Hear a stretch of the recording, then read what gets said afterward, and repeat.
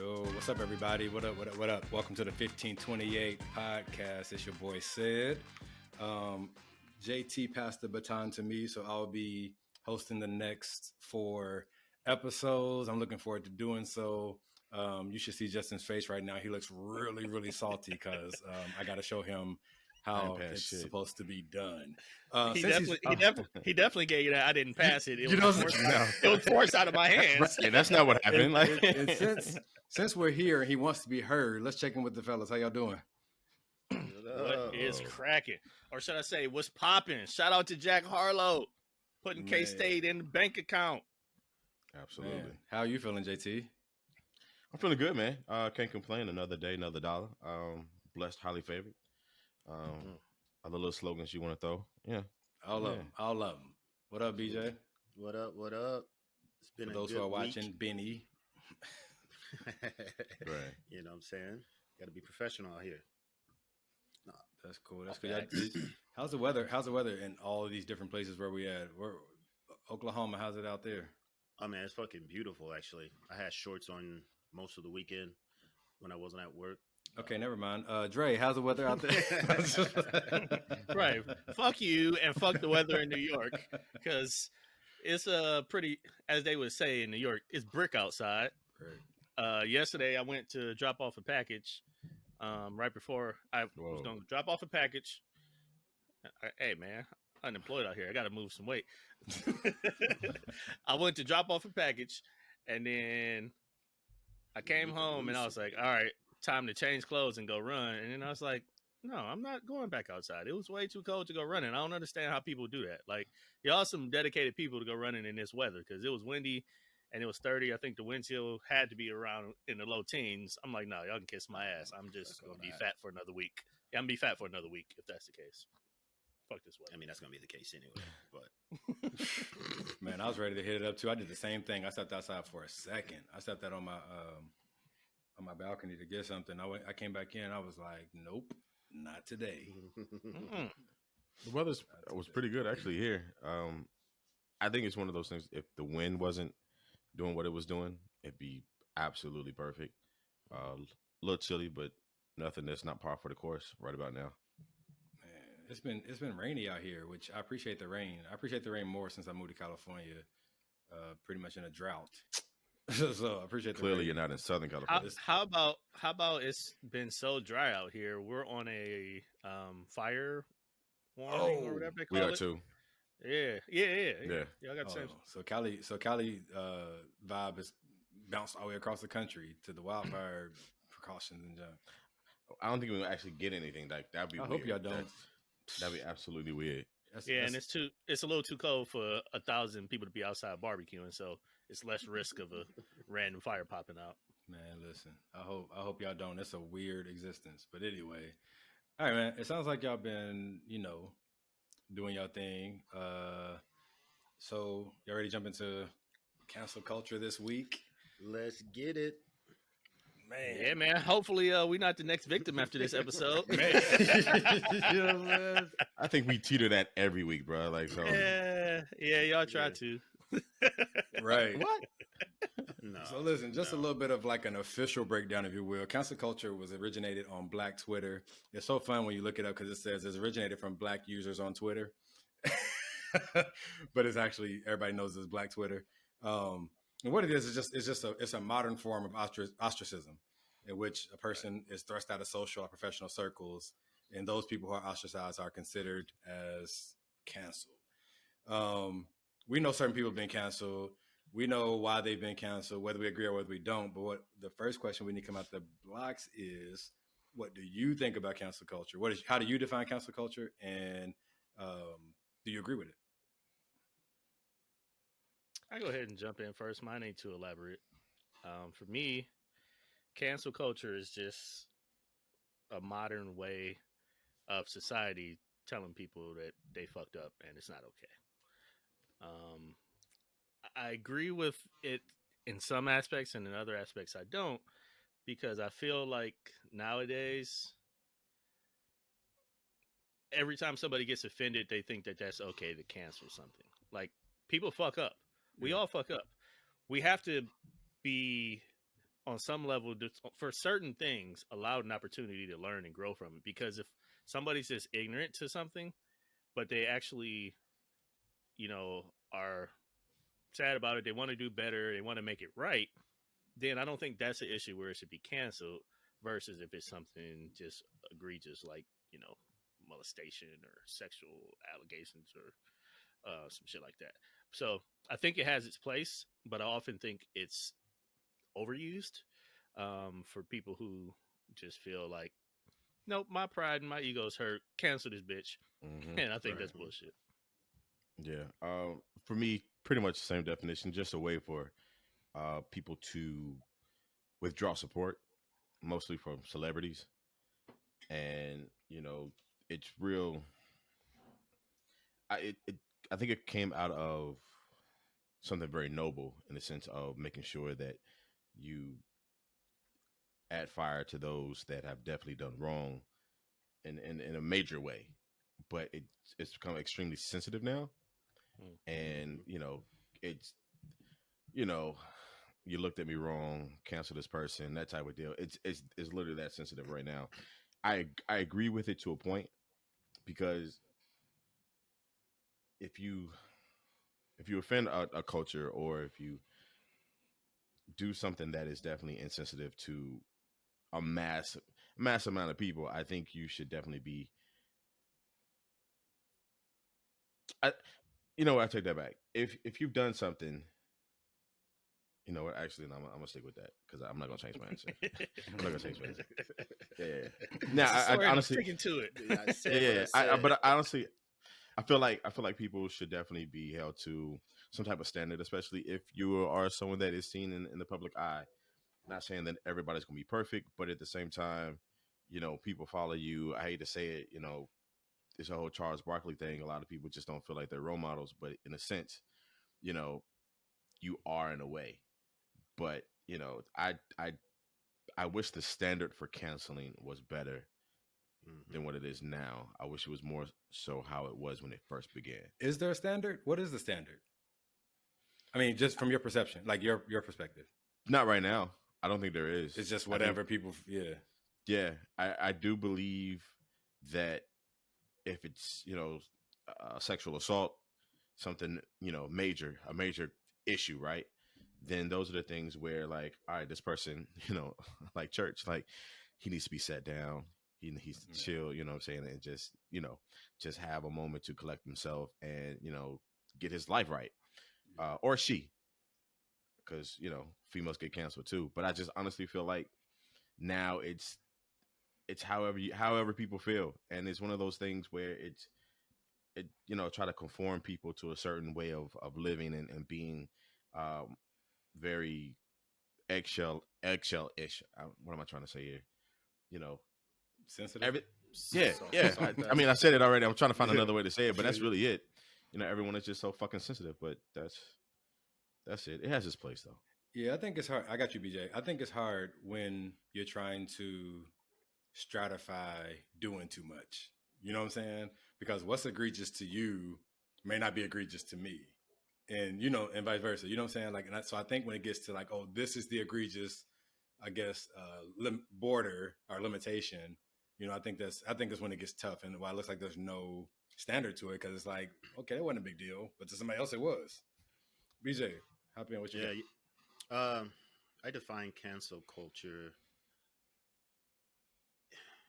So I think JT mentioned it started off as a noble thing for things of high importance, or most people would agree is a high importance thing. Now it has devolved into people just acting like little bitches most of the time. And it's just one of those things where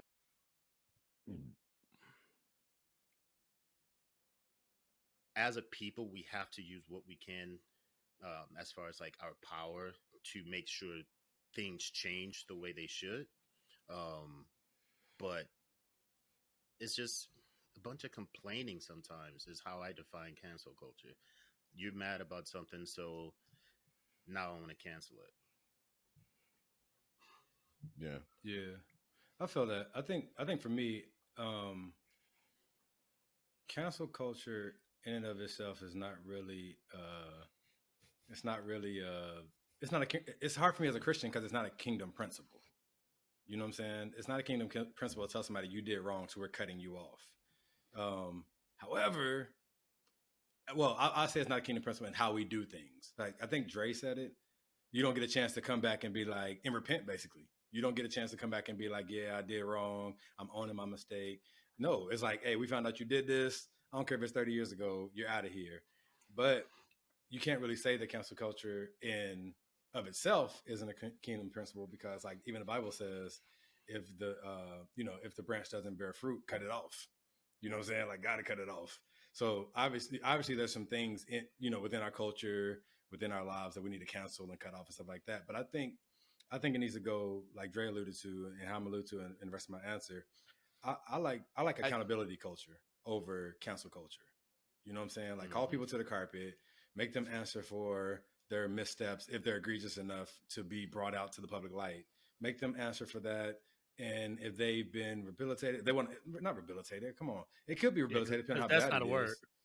Right, rehabilitated. But he said, right. I think either it's I think I give people a chance to repent for real. If you're gonna call them out, like you gotta have what's the justice? You gotta have a where my educators at? Restorative justice. So, you got to be able to say, I'm sorry, I learned from it, I moved on. Because, man, I know all of us and everybody who's listening has done things as soon as close as recent as last year that we wouldn't do this year, and made some decisions in our lives at some point that we just felt like, learn from that one, won't do that again. I don't know where my head was on that. But I like accountability culture. I posted this earlier that said people aren't looking for perfection, but people do want accountability. Mistakes are fine if you own up to them, and that's what I think cancel culture or accountability culture look like. Now, one thing I will say where I don't fully agree with that statement, I definitely think that should be the case in most instances, but depending on what the act is, and especially when we're talking about executives or people in certain roles, if you do something where the rest of your coworkers or your staff or whoever it might be can't like live with that, like they can't feel you, like it's not enough that you could do to make that right because they're forever going to be uncomfortable. So like it's certain times where I feel like that's just outside of the realm, but for sure majority of it I think people should be able to make it right and learn from it. And if we get to that point where they're just like basically I said what I said mentality, then get their asses the fuck out of here. But I feel like oftentimes we don't get that middle step and we just immediately go because while y'all were talking, cancel culture is basically the social media version of a boycott. We just got a lot more steam because social media spreads like wildfire. So like boycotting is one thing for the right reasons, but you never boycotted somebody in the past just because, they made a joke that you didn't think was funny that episode. You boycotted them because they had a history of doing bullshit that was against how you felt. And now I just felt like the smallest little thing can have somebody go and type out their 160 characters and try to start a fucking cancel over somebody. It's so crazy because it's always like if a superstar or somebody does something I don't like, I can make the personal decision to stop fucking with them. But I'm not going to make it a fucking campaign. It's like some people put so much behind trying to get these people canceled or whatever, as they're like throwing their little hissy fits, if you will, that it's annoying as shit. You know what I'm saying? It's like, okay, you don't like it. You don't have to listen to it. You know what I mean? So part of it, I wrote what y'all was talking about. I wrote a couple of things down. The cutting off said that you had mentioned. I feel like cancel culture is trying to cut things off versus what I feel like should happen, and I'll call it pruning. And that's just cutting things back a little bit. Take take your dollars back for a while, take your viewing back for a while, subscriptions, whatever you want to call it, however this particular, and I guess the conversation is that we're talking about it mostly just happens with celebrities, right? So whatever it is that help them make their money, find a way for you to take your money back from them or to not give them any more. That to me, that's reasonable. But BJ, like what you just said, what irritates me is the energy behind cancel culture sometimes. It's literally, I dug through your Twitter account and found something from 10, 12 years ago, and I find it offensive. So today, even though I don't have any reason to believe that you have done or said anything since in such a way, you know what I'm saying? Like, I remember, I don't want to be jumping too far. I don't think I am. But like, trying to cancel Kevin Hart. That whole thing dug way back, found something, and to me, he hasn't done anything since, right? Like, I can understand how that tweet could be offensive, how that joke could be offensive, right? In that phase of his life. But you're talking about like 10, 12 years from now, and the man has even worn a dress on television. So you're having all these bouts about, you know what I'm saying, what he says about if his son ever showed signs of being gay, this, that, and the other. The man has put on a dress. So to me, it evens out as if, first of all, that whole cancel culture for a comedian is weird. It's dumb as fuck. Yeah. Oh, dude. It's absolutely dumb as fuck. Comedy within itself is definitely going to be explicit Edgy. and offensive. Offensive Edgy to as somebody. shit. Yeah. The one thing is, comedy is meant to show you the world through a different lens, and especially show you how stupid everything really is in some way. But that's that. Right. And the one comedian that didn't do that is in prison right now eating his Jello pudding. That's crazy. Well, that's and I think it's his cancel culture is different. I think it's no. weird. I'm saying he's the only comedian that didn't take the edgy route, and he got canceled anyway for something else. Absolutely right. I mean, I think it's always weird when someone shows you repentive behavior and you don't respond, right? Like, people respond to somebody saying "I'm sorry" better than they respond to somebody who doesn't act in a way that offended you in the first place. Right. You know, like, I want an apology. Well, how about I've never offended you again. Like, I've done, like you said, I've done things to show that my mind has changed toward the situation. I mean, you want an apology, cool, here's some words, but how about I thought actions speak louder. That's what I thought. But most people nowadays don't want words; they just want action. But go ahead. That's right. Yeah. One thing I am proud of though is that the cancel culture did bleed over into the polls. I was excited to see that. I was excited to see you about to lose your job. That is definitely something that the younger generations are totally on board with. They take that shit and run with it.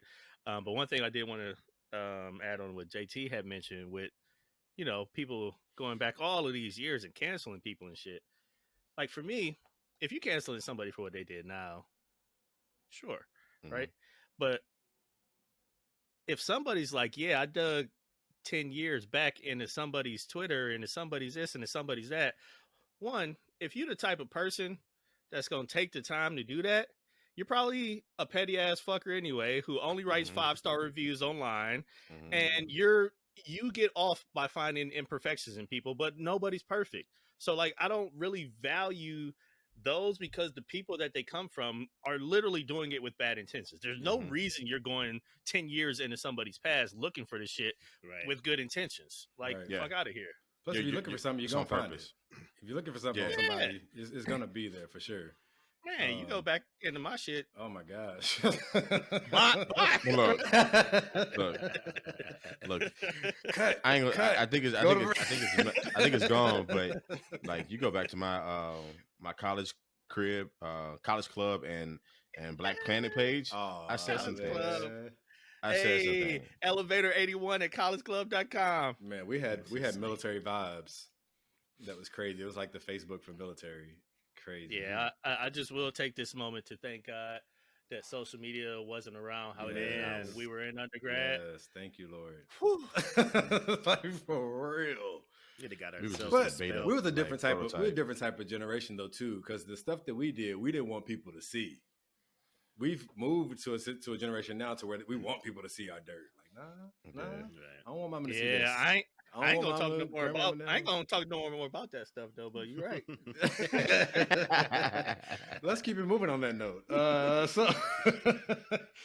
Hey, Pete, so a lot of people to this point have either been canceled or attempted to be canceled. Ellen DeGeneres, Bill Cosby, R. Kelly.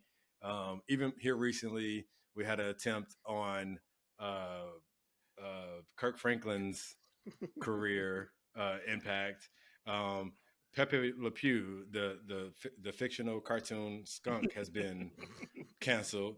Out of here. They tried it. They tried it with Eminem. I don't know why they keep trying this, man. Leave Eminem alone. Right. It's in your best interest to leave that man alone. Right. I said it would behoove you to leave that man alone. So, but they're being counseled for things that, say, in the 80s and the 90s were just normal things to say, in a different time. So, with that being said, with that point, do you think that this cancel culture is a symptom of Generation Z being softer these days? Softer as fuck. Okay. Right. I think I know your answer. Right. I first let me say the whole Kirk Franklin thing.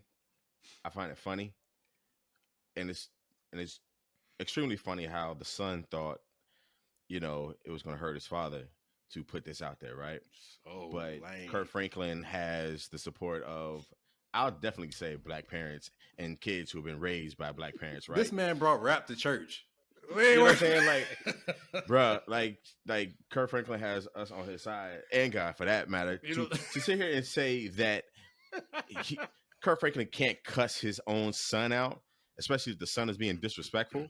To me, that is dumb as shit. And for anybody who has this greater than thou personality or whatever you want to call it, and to feel like, oh, he needs to be living to a higher standard, I don't feel like that is an everyday 24 hours thing. Like, you can never be the best you every day, all day, and you can't be this thing that everybody thinks you're supposed to be. Like, I honestly feel like black parents, and then that's all I can really speak on because that's my family, my culture, my tradition, is that if you out of line as a child or as someone's child, right, offspring, even, we'll put it there, if you step out of line, I could either physically tell you something or I could just verbally tell you something. You feel me? You know what I'm saying? Take this verbal.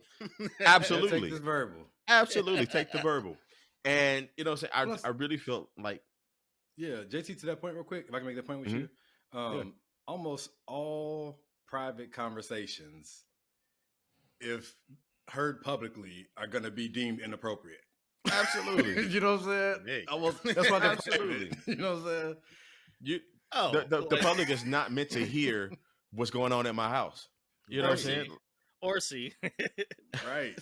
Like, there's the day shit, my mom passed, there was still a big ass metal socket kind of shaped like an L that my brother made at trade school that was stuck in our plaster in our living room wall. You remember that, BJ, on the stairway? She threw it at you? you? Was there. No, not me. It was there from the time that I was about 12 years old, because my brother had said something off the cuff to her. They started arguing, and he said something and took off, and she grabbed the closest thing she could find, was just that big ass metal thing, and threw it at him as he tried to run up the stairs. And she left it in that motherfucking wall for 20-something years as a reminder. As a reminder. And don't you forget it. And don't you forget it. Like, absolutely, that happens all the time. Every time you come around these parts, you're gonna remember that you almost died right here. And I will say the funniest thing I will say about the whole Kirk Franklin thing, y'all probably saw the meme on y'all social media timeline, but it said Kirk Franklin called his 33-year-old son a bitch ass nigga, and then his son leaked the audio for the world to hear. Sounds like Kirk Franklin was making an accurate assessment. Absolutely. If you ask me. Like, if you're a bitch ass nigga, your daddy gonna call you a bitch ass nigga. I'm reporting and trying to tell the whole world I'm a bitch ass nigga. You just proved right. An upright man is gonna tell the truth. So now what? Now we're gonna get you out of it? This is what your daddy thinks. You're gonna leak. But I mean, and here's the thing. So behind that, it tells me that people are too concerned about canceling and laying blame versus asking the question, what's going on in that family? What's going on in that house to where they having this conversation and this heated That's not conversation? the fun part. That's not You the know what fun I'm saying? part. And that's the bullshit. That's the bullshit about cancel culture Yeah. that honestly annoys me. I've always felt weird when you don't at least give people the room, one, to apologize, to show difference, and the whole pointing fingers at people. I've never really truly liked that. And so cancel culture to me has just embodied all of that and don't ask the right questions. And you know, it's fun of, like you said, it's fun to have this conversation about him, Kurt Franklin, out of all people, this little 4'9" guy calling his son a bitch ass nigga. You know what I'm saying? And it's out of character as far as we know from the public persona. But as a parent, period, I'm not a parent, but I've had parents, and they've never called me that though. But they have definitely cussed at me. You know what I'm saying? And so, And like, I That's get a it. special kind of way. You did something for your daddy to call you that. Like Yeah, nobody's that's the- daddy want their son Man. to be. But it's so crazy too, because like the religious wings were the ones that were trying to spearhead this cancel, and it's holding him to a ridiculously high standard, because if you cancel every parent that talked bad to their kids, wouldn't be nobody in the people on Sundays and wouldn't be nobody there to preach to them. Listen, So what are we talking about? This Western church culture needs to chill out anyway, because they're gonna excuse who Man. they want to excuse and crucify who they want to crucify, and it don't even So I matter. had this Somebody else, their favorite preacher, can do the same thing, and it'd be like, "Oh, it's okay, because that's Bishop such and such." But then somebody else do it, and it's Right. like, "Well, no, we don't know him. Who's his daddy? Who's his spiritual father?" Like anybody That's got so crazy, man. Like, Outta here with that. what I had a conversation on Facebook, and someone I needed text. I need verses to understand why it is such a big thing or against God or whatever you want to call it to cuss your kids out. Like literally, I just want to know like why it is. And they were talking like it's more so the sense of speaking out of anger and making sure that you're not acting too quickly and hastily. Hastily. Oh yeah. right. I was in there. I was right a couple of times.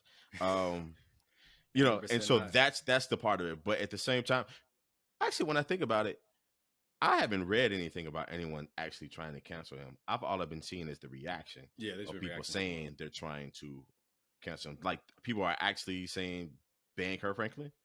I didn't see that. I think when a scandal comes up, that's just the reaction. Are we going to cancel this person? Okay, because I haven't actually seen like, oh, I'm not, you know, I'm not stomping anymore. You know, like, yeah, I've heard none No, of that. from what I hear, it's because I don't deal with that, but it's more been people's like aunties and grandmas and shit that ain't necessarily on social media, but they like Kirk Franklin said what. We ain't listening to his stuff no more in this house type of shit. Like not the people on social media talking about it, but their elders who don't, you know, actively use their social media accounts. Yeah, okay. The good old church folk that raised us. I love good Christian that can cuss. That lets me know it's real. Right. Yeah. Look, I've had preachers cuss in the pulpit, and that brought the point home And that's more. Like however way you want to put it, it's not cool. For me, I'm with you, JT. For I me, mean, it brought the point him. home. I get him and everything. Like I get him what he's saying. He is anointed Absolutely. right now. Because to me, if we're gonna talk about it, how far does that go though? Until he tries to correct you on something, and then it's like, oh, you just like me. How you gonna tell me? I'm okay with that. We all made in God's image, baby. For you to tell me, for you to have some type of fault, and you know what I'm saying, that you've messed up or whatever, especially you've done it publicly, lets me know you're human, and lets me know that we're all striving, and you can't be on some type of pedestal. That's me. That's just how it is. I know most people aren't like that. However, go ahead. I'm with you. If you want to get down to it, like cuss words in general, like what is a cuss word? It is words that the public have deemed inappropriate. That you can't say in front of your mama. Because we've deemed it. Like, it's not biblical. It's not biblical. That you shouldn't say. As far as I know. And even if you say foul language, like foul language, what is that? Yeah, things that we have said. It's in the Bible. Right, foul language. We deem foul language. We say what is foul language. Like we say what is hurtful to the ears. Yeah. Right? Right. It's a social thing. Social cultural. Yeah. So absolutely. So now it's to me that makes it seem like, oh, it really doesn't stand up in any kind of way. Like it's just words to help bring home a point. You know what I'm saying? It's a wonderful verb and noun. and adjective if you use it right. In my eyes, Listen, Paul said, if it offends them for me to eat meat, I won't eat meat until I get home. You know what I'm saying? Like, that's part of kingdom culture. If something's going to be offensive to people, especially cuss words are offensive to a lot of people, whether we want to explain them away or not. Cuss words are offensive to a lot of people. And if that's going to make people slip, it's something that you inherit if you're going to be public in ministry like that. If you're going to be a forerunner in ministry, it's a mantle that you carry. And the thing is that if it's offensive to people, then the Bible tells us to stay away from it. You know what I'm saying? Especially in front of the people that's offensive to. I'm not saying, and it doesn't make you fake. It doesn't make you a hypocrite. It just means that you don't do offensive things. It makes you respectful. Yeah. I don't think it's fake or anything. It's more so. Damn, I just had the point. Somebody go. Well, it's okay. I'll cut you off. So before we get too far down this religious rabbit hole, that's what I was going to. The question, yeah, my answer to the question, because I've been waiting to say this on air for a long time. Oh dang!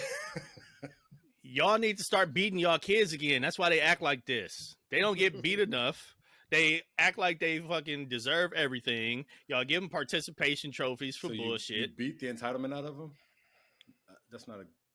Dre. Okay, go ahead. I just wanted to disagree with you vehemently in the middle of you saying that. Bull. Yeah, when kids don't get beat, they act different. They act different. Spread a rod. Yeah. So there you go. There you go. Don't do that shit. Quit babying these kids. Quit giving them participation trophies. All that shit. That's why they act like this.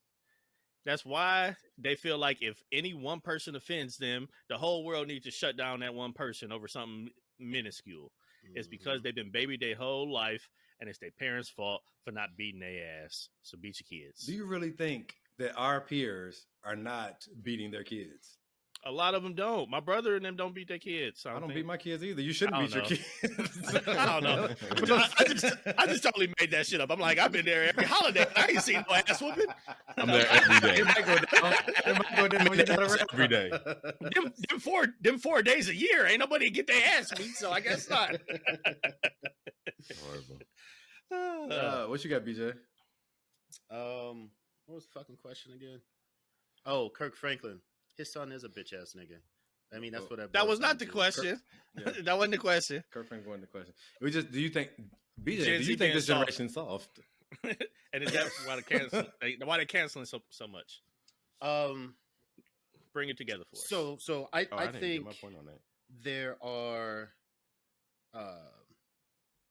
certain ways to go about things, and I think the accountability part is good, and that people are bringing things to the nation's attention more full force. But I definitely think it's these Gen Zs, whatever. Mm-hmm. They just, and some millennials. Them too. That's true. Them too. Yeah, it ain't just Gen Z. No, right. They just soft as fuck, man. And like you said, they've never really been. These are the type of niggas that be like, I need my 15-minute break. I'm like, bitch, shut up. You just got here. You know what I'm saying? Like, work a whole shift. It's a law, though. It's a law. It's a law for them to get a 15-minute break. BJ. He got mad. He got mad because they wanted to be the manager. Because they wanted to go piss. Ain't you just pee yesterday? That's in the employee handbook.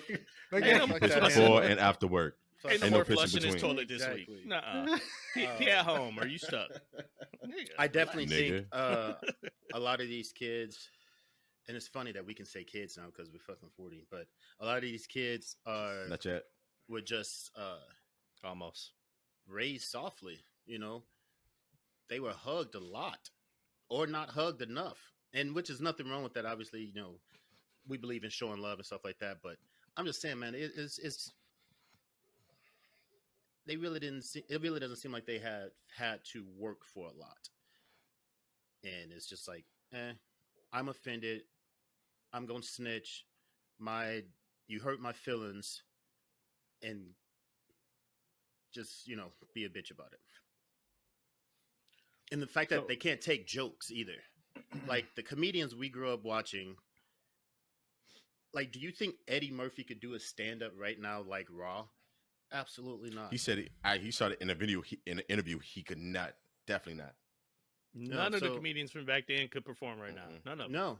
No. And like Dave Chappelle, he flirts this line. Oh boy. But he's such a genuine. I mean, he's such a genius about it, but he still pisses people off. But he just don't give a fuck. And I don't know, man. Soft as fuck. It's funny, like. So I said, well, go ahead, JT. No, yeah, before JT goes, don't listen to BJ. Hug your kids. Yeah, hug your kids. That's probably why they shooting people right There's now. no limit on hugging your kids, people. I didn't all right, say not, like just in the morning and before bed. Nope, one a week. I want you getting soft on my ass. One hug a week. But I was going to say that I do feel like one thing I do like about this generation, but it's also turned into a bad thing, is that, yeah, they soft as fuck, but they've had the ability to express themselves more than we ever have. So, and, yeah, we had to and so, be seen and not heard. And also in the sense of, quote unquote, being woke has allowed them to honestly say what's on their mind. And a lot of times it's like, keep that shit to yourself. Nobody want to hear it. If you don't like it, turn the channel. You know what I'm saying? But for them, it's, I got to say what's on my mind because there's a platform for me to say it. And so it's not necessarily about being soft, but it's also about being able to speak up more. What a lot of people are thinking. Now, I will say that, you know, to me, the soft as fuck part is like the kids nowadays don't know how to get skid marks on their knees and shit from riding a bike or on their shin or nothing like that. Those are the type of things why I think it makes them soft. You know, not playing outside, like you don't know where the kids are. There's no bikes in nobody's yard, that type of deal. But I commend this generation for going a step above us and being like, oh, this is bullshit. You know, I don't like it, and I'm gonna tell people that I don't like it because there's more people like me that don't like what's going on. Yeah, and so you can deem a lot of that as being soft, but at the same time, I appreciate them using their voices. But don't be recording your father calling you a bitch ass nigga when you're doing bitch ass nigga shit, and now you mad. Right, he didn't say that just because it was 30. Oh, I'm not done. Hold on, I got. Let me talk about Pepe Le Pew. Do it. First off, leave that nigga alone. And I say this, like, don't get me wrong. The shit that he was doing is definitely trash if you are a human being. If you are a human being being sexually aggressive, that's fucked up. Now, as a cartoon, nothing about those cartoons ever told me I need to go out and do this shit or any of this shit is okay. I ain't never had no picnic basket up on the top of my head with a whole bunch of fruit, dancing with barangos or whatever you want to call them. I ain't never dropped no anvil on nobody, and I ain't never sexually harassed no woman that I know of. I'm going to be honest with you. Right. Look, disclaimer. It all depends on how people perceive things, right? So that's what I'm saying. All right. So my thing is reaching back to cancel Look at Pepe JT Le being Pew. all woke and shit. You know what I'm saying? Like, it pisses me off. Like, Pepe Le Pew, don't get me wrong, that shit is definitely like not something that a human should do to another human being. Being sexually aggressive, sexual harassment, none of that is funny for human beings to do. But that damn cartoon, lightweight funny, only in the sense of he's being a nuisance to that cat. I call it what you wanted.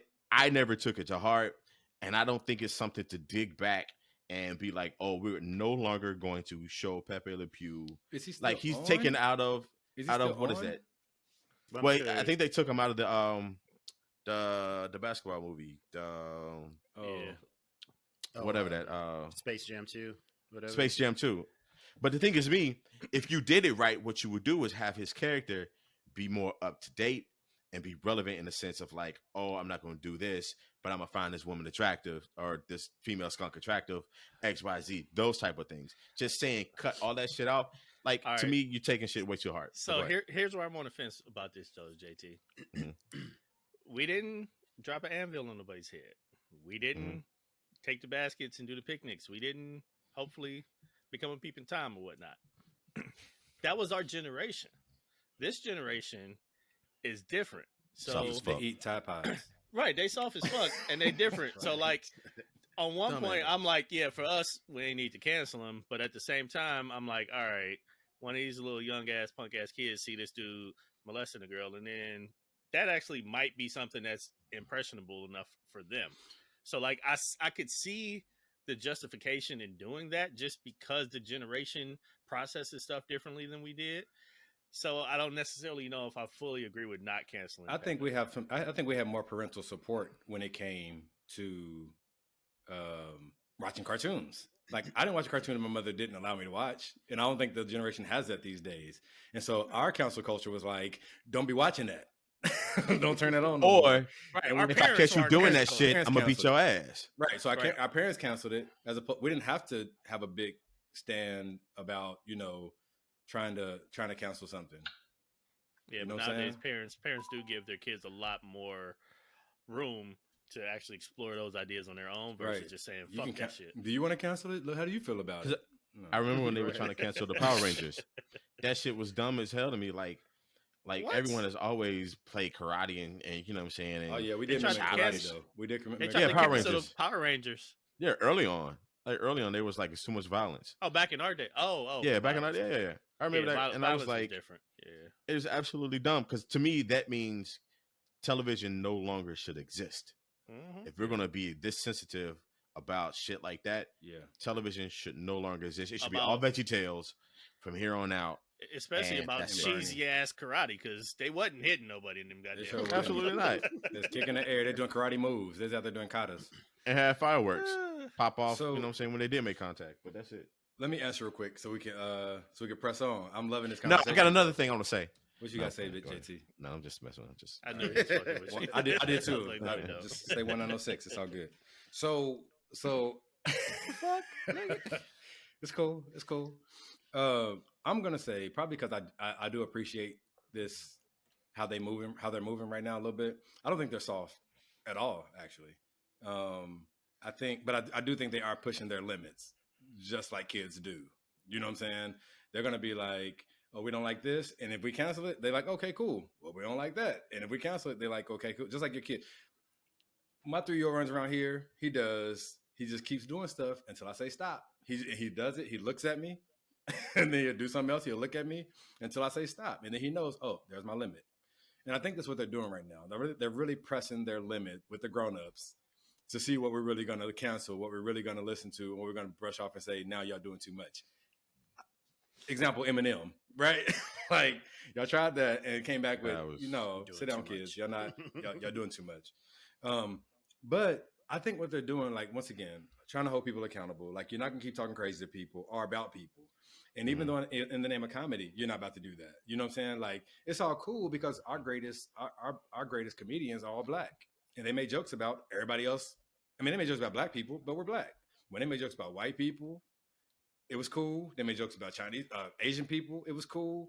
They made jokes about Africans. You know what I'm saying? That's not born in America. And it was cool. But if white people did it, if a white person made jokes toward black people and others the way we do, we'd be ready to cancel them. So it is kind of like a thing that we kind of have a privilege in when it comes to comedy, that we can say things and do things that other people can't do. Well, one thing I will say, and shout out to Daniel Tosh, because one reason I like him, because he don't give a fuck. He coming at everybody's neck, and he talks greasy about black, white, Asian, Puerto Rican, whoever he want to, and he's still standing. His TV show did like 10 or something years. He sold out every stand-up tour that he did over the last 5 or 6 years. So he's the only one I can think of that's still doing it strong. I don't know how he's getting away with that shit. It's just a limit to it. Like I think you can joke about other cultures if you're joking about the culture, but you can't bring in racial slurs and stuff like that. No, and be he like, does. Oh, I'm cool. He does. Well, it's just not cool. I mean, I'm saying if they want to get canceled over that, if they want to cancel over that, then cool. Like you just can't. In the name of comedy, I can use all these racial slurs and whatever, because I'm a comedian. Like, though, you'll get beat up too. Yeah, I don't know how comedians go to sleep. I don't know how he's still doing it. I don't know how he kept a show on Comedy Central while doing it, but the nigga must have dirt on all of Hollywood. Man, like, I appreciate. To kind of go into what JT was saying too. I think we're tripping out about it because we weren't listened to as kids. Like we had to show up and be seen and not heard. Don't ask for nothing. Don't look at nothing. Don't touch nothing. Don't say nothing. Like, Put your hands in your just pockets. be in here. You know what I'm saying? You're right. There's the kiddie table over there. We adults over here. Get away. You know what I'm saying? But here's the thing. My first anger management issue I remember in life was the fact that I could never express myself to adults. Especially when they're wrong. Like when your teacher has blamed you for doing something and you can't say nothing back because you're a kid.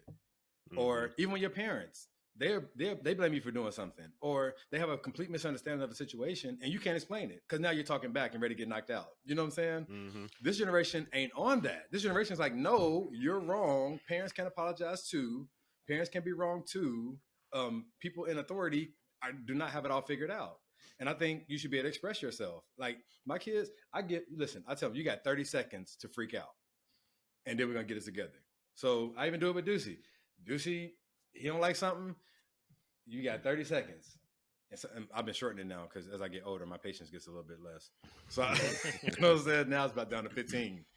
But it's like you get some seconds to really say, I don't like this, I want to do that, and then when it's all over, Daddy said, and that's what it's going to be. But you can't shut people up like that. Go ahead. So growing up, I can express myself, but it was also about being respectful to adults. If I had a misunderstanding with a teacher, I'm not finna go cuss that teacher out because she would let Daniel go to the restroom and not me, right? Even though I felt like it was because Daniel was white and I wasn't, you know what I'm saying? And, all that type of shit. I'm recalling some old shit. Sorry, I'm working through it. But my thing is that... Fuck Daniel. Right. My thing is that it's about how you go about it. I was to bring up an earlier point that I was going to make is that Dave Chappelle to me is absolutely genius. Yeah. Because I appreciate his comedy, even though sometimes he definitely goes too far, but to me it always has a point. And in some ways, in some ridiculous ways, I agree. Like, don't get mad with me if I get this wrong or if you don't agree. So I'm just say this now. But Dave Chappelle did a joke about the alphabet people and getting in the car and going to a destination. Like, I'm gonna let y'all look that joke up. But for me, as she was talking about it and breaking it down, I was like, oh, he has a point there. Oh, he went too far, but in the sense, if you look at it a different way, he has a point there. My thing is that comedy and then this generation has to find a way to say it and be respectful at the same time, if that makes sense. Like, or open their eyes up to understand that hey, you don't have to agree with everything. And if you don't agree with the comic, don't go to his shows. Don't retweet them. Don't show clips of them or whatever. And if someone bring it up, have that conversation. But all this other bullshit about, canceling somebody, to me, I just don't like the energy behind it now. Trying to take I really don't. I appreciate these kids these days now saying like, we won't allow injustice. We will not be silent about the things that's going on in our community. Be woke. Be vocal on that shit. That's the type of stuff that I can definitely get behind. But if this generation want to talk about, oh, this comedian says something 25 years back, nah, fuck that. Like, you need to be worried about today. I know you're worried about how the system has definitely trickled down and has become an issue because of what happened 25 years ago. But you need to address the bullshit that's going on today and stop worrying about a whole bunch of shit that happened back in the past and finding somebody to fucking blame. Like, that's the shit that gets on my nerves. And so, one of my favorite Christmas movies is called Holiday Inn. And they go through each month and do all the major holidays. But for some reason, I guess it was back in the day, it's that Abraham Lincoln, President's Day or something like that. And they dress in blackface. That part I don't like, but I also understand when it was made and why it was allowed then. If that shit was to happen today, fuck that bullshit, whatever. But also at the same time, I'm able to see the picture in its entirety and not focus on this one fucking thing. Now, reprints of this movie, it doesn't include that, right? To me, that's how you make make leeway or make advances in the culture or in life by cutting out the shit like cancer and just like fuck this. This is the part that we don't need. Throw that shit away and let's salvage everything. Dr. Seuss, you're gonna sit here and cancel Dr. Seuss and not print no more shit? We got to stop that. No one canceled Dr. Seuss. The writers, the estate canceled Dr. They canceled themselves. Like nobody called for that. But no, that is true. Was from outside pressures. No, wasn't nobody it? called for that. Just nobody who called for it. No, who did? no. People were like, people call for that. Dr. Seuss. Like when we think about it, Dr. Seuss ain't this. Dr. Seuss ain't that. Like it was they got out ahead of it, but it was definitely a building. It was momentum building towards that for sure. Mm-hmm. Okay. Yeah. When I looked at it, because I was looking at it for this show, it was the writers made a decision, or the estate made a decision to do this. Now I do hear you. They've been talking about Dr. Seuss forever though, forever. You know what I'm saying? But it's been real lately, and it was basically like if you cheating on your girl, and you find out that she been looking through your phone and she started calling other people before she actually sits you down and confronts you, you're gonna be like. You might just be like, oh, I cheated on you, just so you know. Just so you can get out ahead of it. That momentum was building about that already, and they knew that it was going to reach a point where they were going to have to eventually do it. So in order to protect the visual of the estate, they controlled the narrative, and they took the action instead. But it was definitely building, for sure. It was going to happen no matter what. Okay, I dig that. Any final thoughts on this section of cancel culture that we covered so far? Hug your kids and beat your kids. Hug them and beat Actually, I did want to make a little point about I can respect you. Switch. And you're gonna end up like how you were saying, like Dre now. What? Go ahead, JT. Sorry, BJ. No, BJ. Well, said mentioned that like kids are able to talk more to their parents, sometimes even more so than we were. But I think it's important for the listeners to know, at least this is how I feel, like you should be able to have open communication and dialogue with your kids. Absolutely. That's how you get ahead of things. That's how you really figure out what they're feeling and the frustrations they might be having.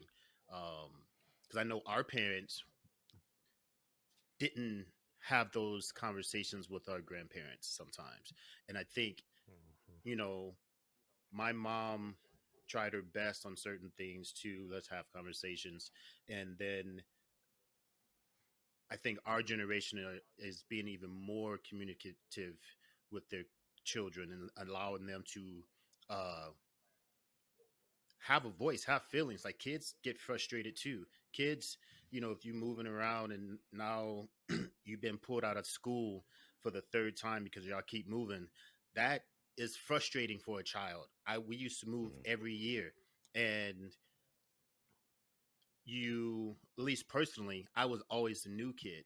Always being a new kid every year can do something for you or to you. You know what I'm saying? So if I don't have anybody to express that or help navigate how I'm feeling, if it can't be your parents, it needs to be, like we talked about mental health, get that kid somebody to go talk to that maybe they feel better talking to or whatever. But I just don't want to be like, kids get to say too much these days, or you know what I mean? I think that's a little unfair because it has shown growth, especially within our communities, to start to have those conversations. And I'm not talking about talking back and saying no or being like a little brat. I get that. I am expressing talking about your feelings. You expressing some things, and like you said, you might be like, okay, I understand that. Let's talk through it, but you still going to do this. You know what I'm saying? Yeah. But there's some back and forth, at least in just fucking teaching them how to communicate. You know what I'm saying? Yeah. If people don't communicate, like if you don't communicate with your kids, how to disagree and just move forward and come to some common ground. Sometimes that common ground is you about to get your ass beat because I told you not to take the car, but you still should talk about it.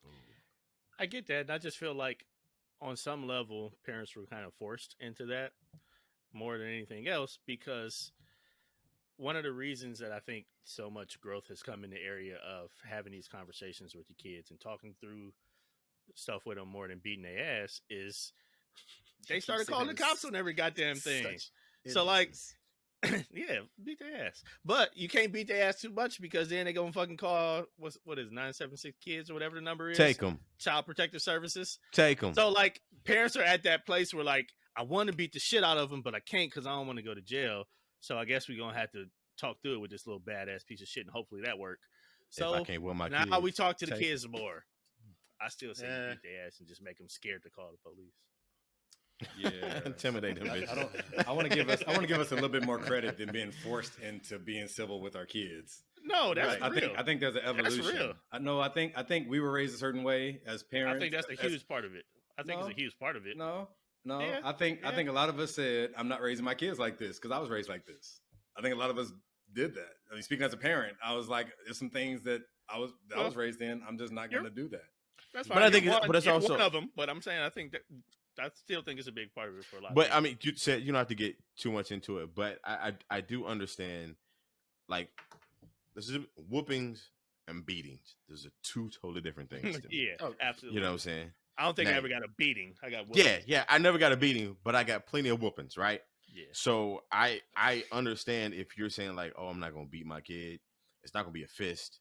It's not gonna be a shoot, a slipper. That's neither here nor there. But I'm just saying, like, yeah, Depend right. Depend on the day.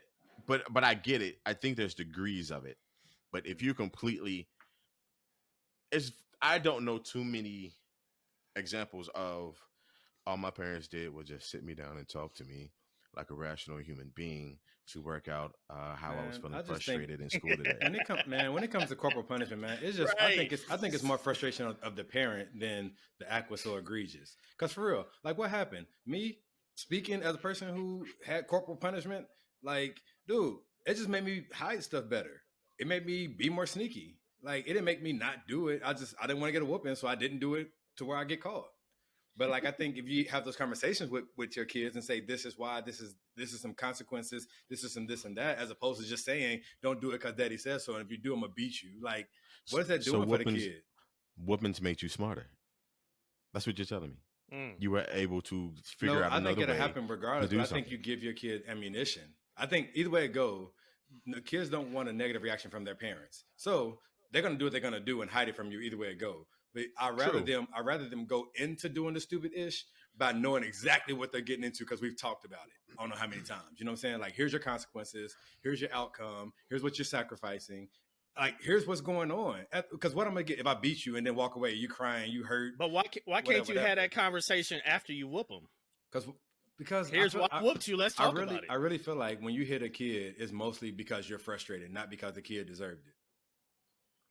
No, that's not how I was raised. That's not the. You don't know that though. And I say it with the conversation. No. With the conversation is like, I know if that. I You stole, might not, but I do. It wasn't them being frustrated that I stole. It was because I was wrong in stealing. Right. If I did, if I didn't do my chores, the only way you can get that through was to beat you. No, you did both. You beat my ass, and then you talked about. Well, what's the no? You did it at the same time. It was punishment. It was whooping and a conversation at the same time. They whooped me. We talked about it, and then I was ungrounded. That was a 3-step process. So after you get beat, you feel like having a conversation. I didn't have a choice. I had to learn from it, so it happened again. After you get beat, because you got to understand. You have to understand what a conversation is. Like, I'm in a mental space to have a conversation with the person who just beat me. Once I'm beat, I am now mad as focused to listen whatever they're saying. Like, this shit if can't they're beating happen me, again. Right. This shit can't happen again. I've told you time in, time out. So when y'all got a whooping, you only did it one time. Never got. You only got one whooping then, or one whooping for one issue. Slowly and surely, like I definitely became the kid. Yeah, I stopped getting whooped because I learned from the lessons. Yeah, I stopped getting whooped over time because I learned. I grew. And I'm not gonna say it's completely. Like, I understand. I totally understand what you're saying, Cedric, but it is to the point where I don't think you should take out whooping your child completely. Here's what happens, timeouts and conversations. You have to think about the precedents that you're setting. Everything that you're doing right now, the kid has never seen before, right? You got to think about it. This is the kid's first time on earth. This is their first time having interactions with certain things. They don't know how the world works. And you're teaching them that when you do something wrong, I'm going to hit you for it. And that means, All right. hold on. It's not on top. No, you can finish. I'm going to let you finish. I'm going to let you finish. Go ahead. Thank you. So then it translates to, okay, so when somebody else does something wrong, should I hit them? Or in relationships, my girl is mad at me so she can beat me. Or if you got a daughter, my man's mad at you, he can beat me. Because you're saying the best way to communicate that you've done something wrong is to physically abuse you. Because conversation ain't good enough. I got to abuse you and have conversation with you. No. So first of all, only my parents have that right. Nobody else I look to like I look to my parents. So the whole bullshit about my girl or this or that, no, that's out the window. Only my parents are able to whoop me for something I did wrong. But secondly, you've played sports. Stop saying beat. What me. you're okay? Right. But secondly, said you played sports. Okay. Yeah. What you're saying is equivalent to a coach saying, "Man, y'all fucked up that play." But instead of doing suicides, we're going to go back and watch the game film. Oh, you fucked up the play again. Let's go back and watch the game film. Oh, let's go back. No, it's a punishment. That's the point.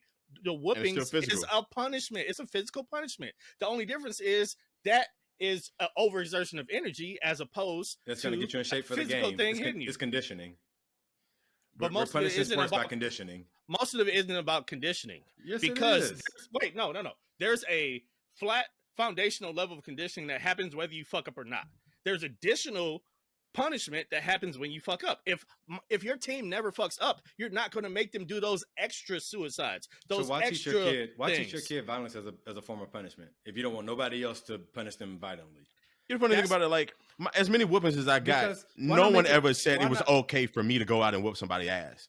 Like, but that didn't translate. Never. That never crossed over to nobody else. You're drawing ridiculous conclusions here. I'm not. I'm really not. There's studies on this, and there's actually people who would say differently from y'all. I know it's just our four perspectives right here, but there's a whole lot of other people I've talked to about this, and they had totally different perspectives from you all. So they're soft as fuck. We're not the end all be all of perspectives on raising kids. That's true on both sides. But it's true on both sides. It is true on both sides. Bring that in like that's right. No. But it's like this. It's like this. So here's my thing. I think that if Deucey steals something, right? What's going to happen to him in real life, hopefully, is that he's going to get arrested and he's going to lose out on privileges and different things like that. He's going to sit in jail for however long I decide to go get him or whatever they try to do to a black boy. You got to deal with that, right? We don't want no cop picking up our kid, beating our kid because they did something wrong as punishment. We don't want anybody, for that matter, at these days, beating our kid because they did something wrong. Because it's just the thought of it is like, hold on, who's going to beat my kid? But it's cool when you think about beating your kid. But here's the thing. They're mine. If you wanna, hold on. And that's okay. So if you want to really teach your kid real life says, okay, cool. If you mess up, you're going to lose privileges. As opposed to you mess up, I'm going to beat you. You're going to get punished. Whose real life is that going to be? You're going to get punished. By getting beat. It might be jail. It might be a switch. You can be punished by losing privileges. Right. There's a lot of different forms of punishment. A switch is one of them that creates a memory. That's scientifically proven to make people remember stuff better. You can look that up for a fact. When you beat people, they remember to act even more. That's undisputable right there. I will guarantee you that. Made you act right? Huh? Whoopings made you act right. Violence makes you remember the bad acts that you did, so you don't do them as much. That's scientific. Yes or guarantee no? Did whoopings make you act right? Yeah, I'll say absolutely yes, absolutely. I didn't do certain things because I didn't want to get a whooping. Or that I didn't do certain things because I didn't want to get a whooping. Did you not get caught doing certain things, or you just didn't do certain things so you didn't get a whooping? Both. So it didn't make you do right then. If it was both, no, nothing's across the board. Okay, BJ, did it make you act right? Stopped me from doing a lot of shit. Did beatings make you act right? Definitely. And even when, but I was when a pretty came down kid. to the okay, I'm sorry, go ahead, BJ. Yeah. No, I said definitely, but I never really got in trouble anyway. But there's definitely been times, we all know your mama look at you like, you better stop. Because you're bouncing around. She done told you to get off the couch how many times, whatever. You gonna get popped. I feel you. You know what I'm saying? It's just right. And then when the belt come off, they ain't even got to whoop you yet. Just seeing the belt come off, you're like, okay, I'm yeah, exactly. One day I was being a little asshole, and my mom asked me for some tissue out of the bathroom. I don't know what my problem was. I just had an attitude. So I went and grabbed the tissue and walked that bitch through the entire house. And she had all this tissue from the bathroom to the bedroom. Straight asshole shit. So then she's like, I don't know. I must have been on her nerves or whatever, because that was You dumb. had to. Oh, You was and she was on. already pissed because I tried to cut my own hair and fucked it up. So she was already mad about that. Had me I go did get Well, I think we all have, yeah. had me go get tissue. Did that. So she's like, all right, you about to get a whooping. Like, clearly something's wrong with you today. I gotta beat it out of you. So she got a belt. And it was like a thick one. And she's hit me, and it didn't hurt. So I didn't cry, which pissed her off even more. Yeah. So she you fucked up. found the skinniest, like, little snakeskin belt and whooped my ass. I tell you what, I have never taken toilet paper from the bathroom to her bedroom again. We're very glad that you didn't do that, That was sir. the first and the last time. And I've never cut my hair again either. So I said I completely understand what you're saying, but I just want to reiterate again is that sometimes physical punishment is a tool to help kids learn to not do something. Like, it's, again, like touching the stove. It's hot.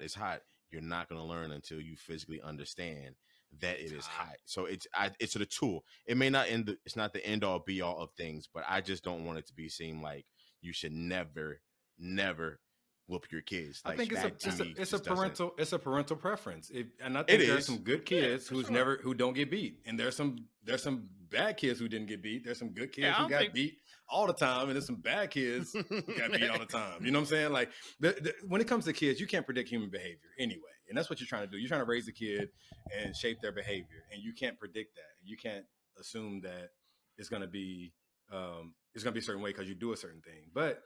Here's one thing we know for sure, so we can get ready to wrap this part up and go to the second half of the show. One thing for sure is that times are changing, right? Times are changing. We can't do things like we used to. Even the things that we felt like may have been effective, they're not effective now. So we got to change up the way we do things. I'm excited with change because it just shows that, I'm still alive. It shows that we're still growing and evolving, and so we got to embrace it. And some of the things that we don't want to accept, good thing we get to tell our own life to do so. So. With that being said, thank y'all so much for this part of the show. It's been a great conversation. We're going to take a quick break, and then we'll come back and round this out. I appreciate my whoopings. Way to keep that whooping. Beat their asses. Right. Hey, I'm going to make my son work out. Go do some squats. And push-ups? Push-ups. What I was going to say, but I forgot to say it right before I ended it, is that you do got to know your kids, too. Like, my oldest daughter never had to pop her at all. It's just daddy disappointed in you, and she would lose it. Mm-hmm. She would lose it. But like, one of my brothers has never had a whooping.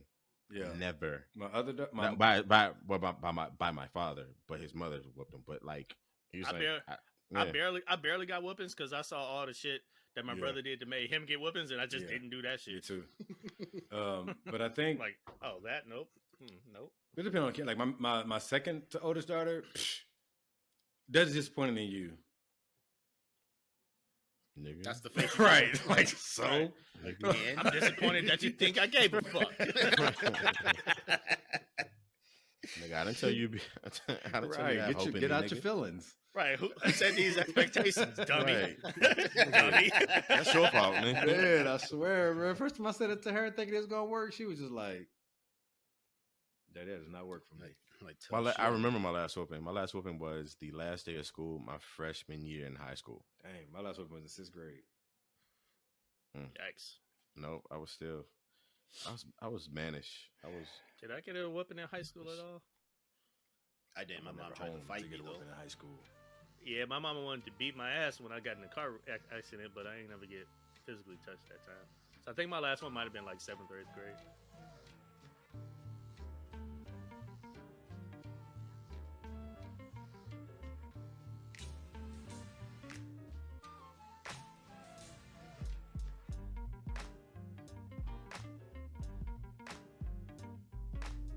Hey everybody, this is Sid, and I just want to remind you to check out our YouTube channel. So all these episodes that you've been hearing in season 2 are uploaded on YouTube right now. You're missing out. Go on there, check out our facial expressions. Check out sometime when I say, look at this person, look at that person, and see the crazy stuff that Dre does, all recording. So listen, go check it out, subscribe, like the video, and keep supporting us. We appreciate you, and we look forward to doing greater things with the 1528 podcast. All right, talk to you later.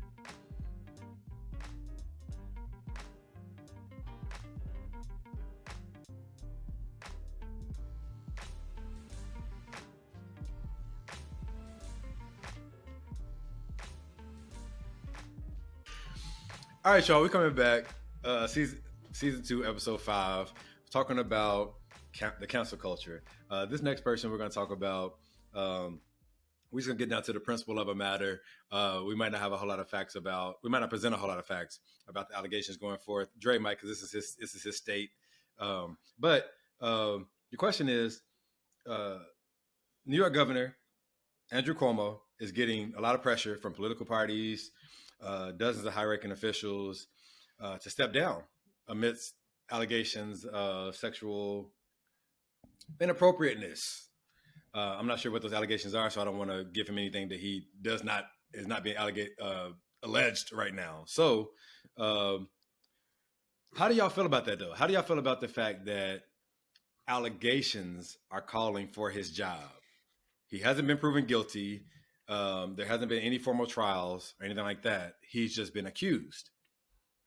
And he's having pressure all the way from the president on down to resign from his position. How do y'all feel about that? How you was about to say alligated against. Yeah, I was let that ride. I was I'm like, gonna talk about how I feel that's the about important that. subject. Yes. right. Fuck the real question. Asshole. What we're gonna talk about is So I think those are always sticky situations, or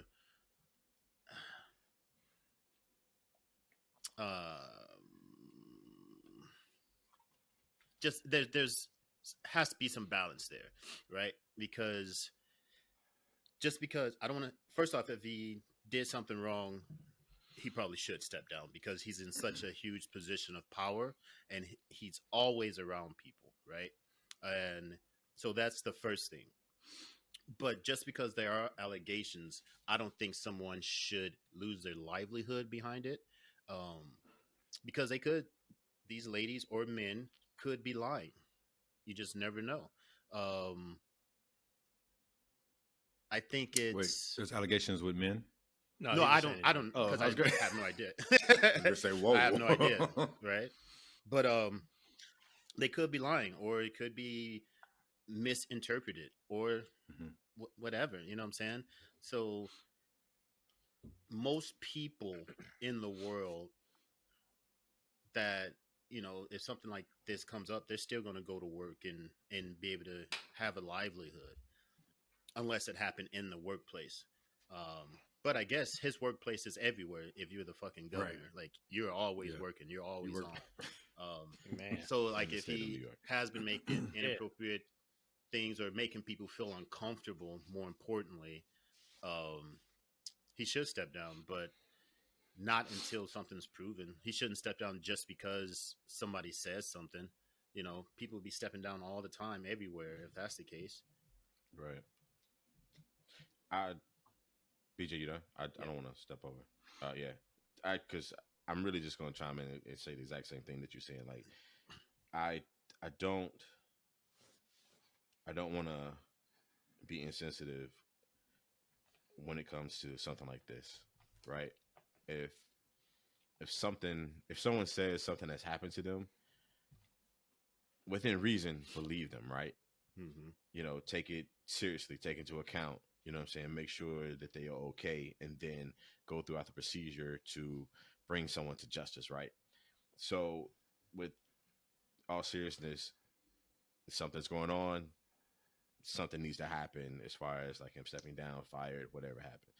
But I take it in the sense of personally, like if someone said that I did something that I know that I didn't do, how jacked up it would be for me to lose my shit because someone just wants to say something, right?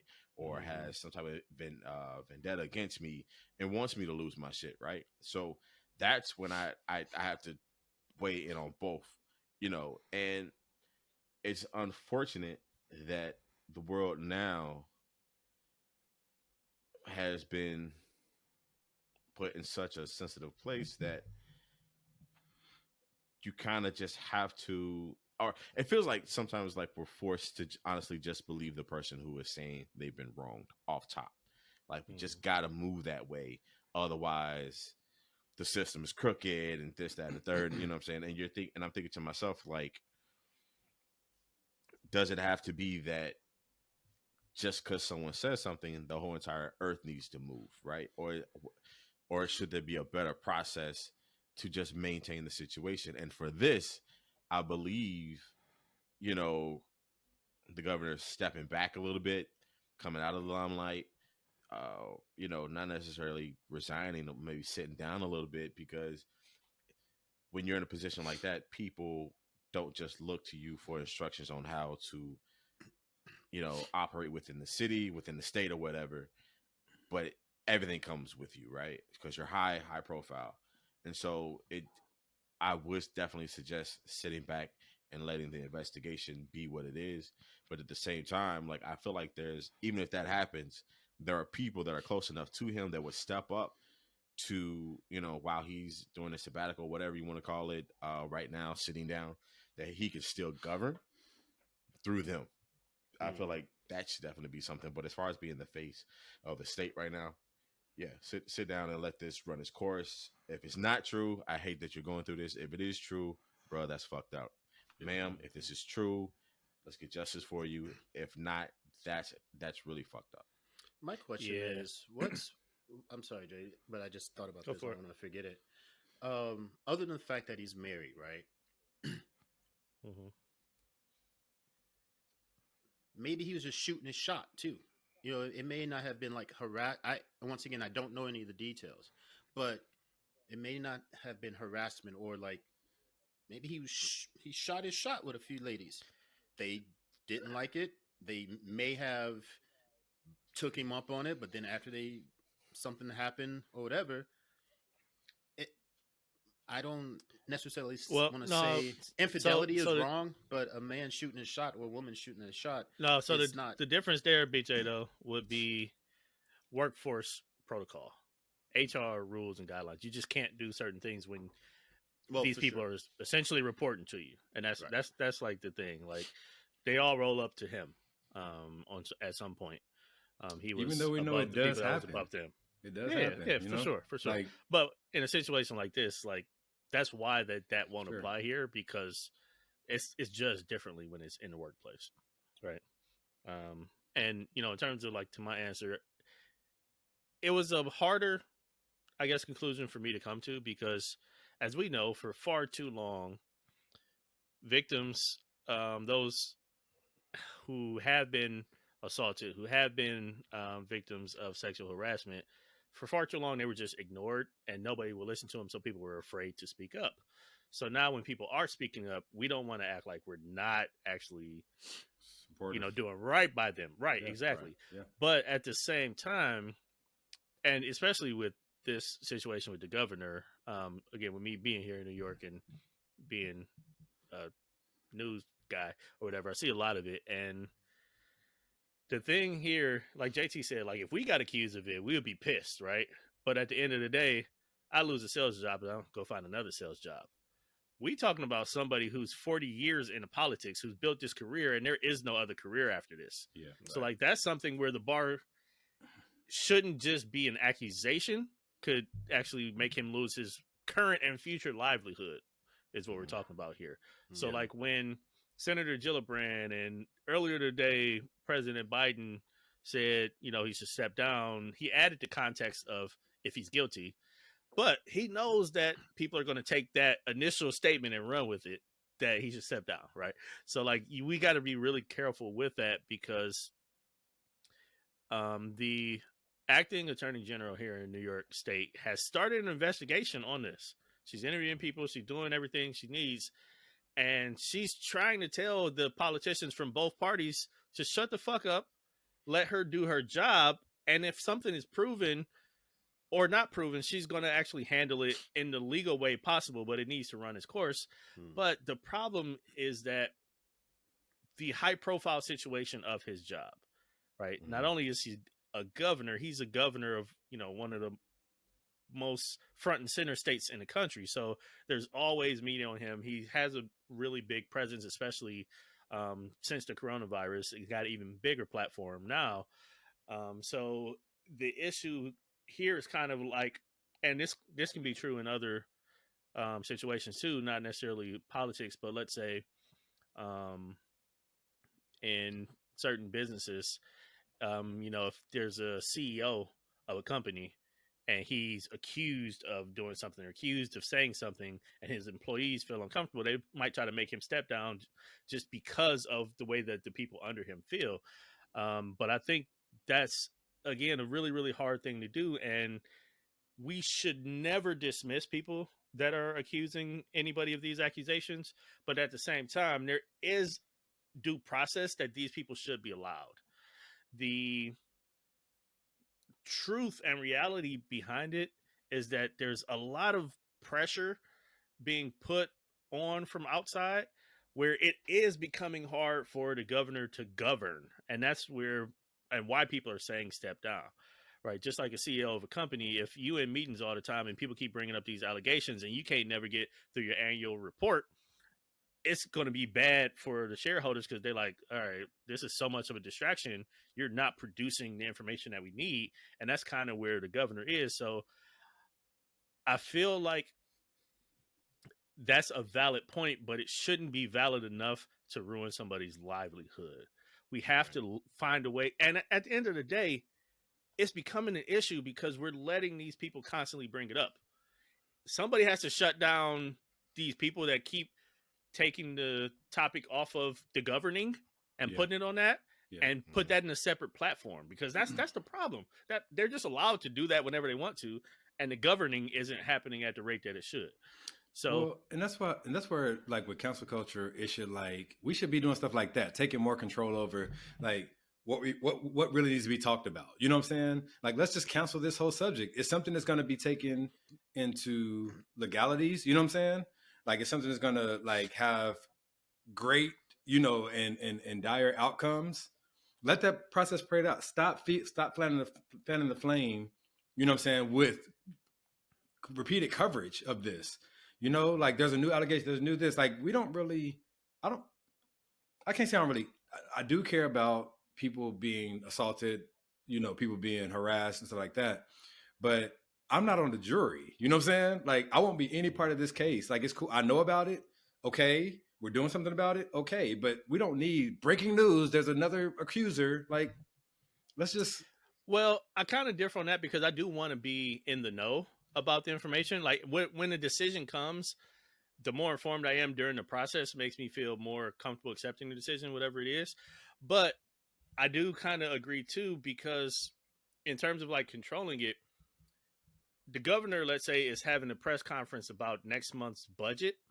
Yeah. If people keep jumping in and asking about the new accuser, like you said, or asking about the last accuser or the accuser before that, that's when it's an issue. Like, not necessarily reporting it, because it should potentially depend on how sensitive.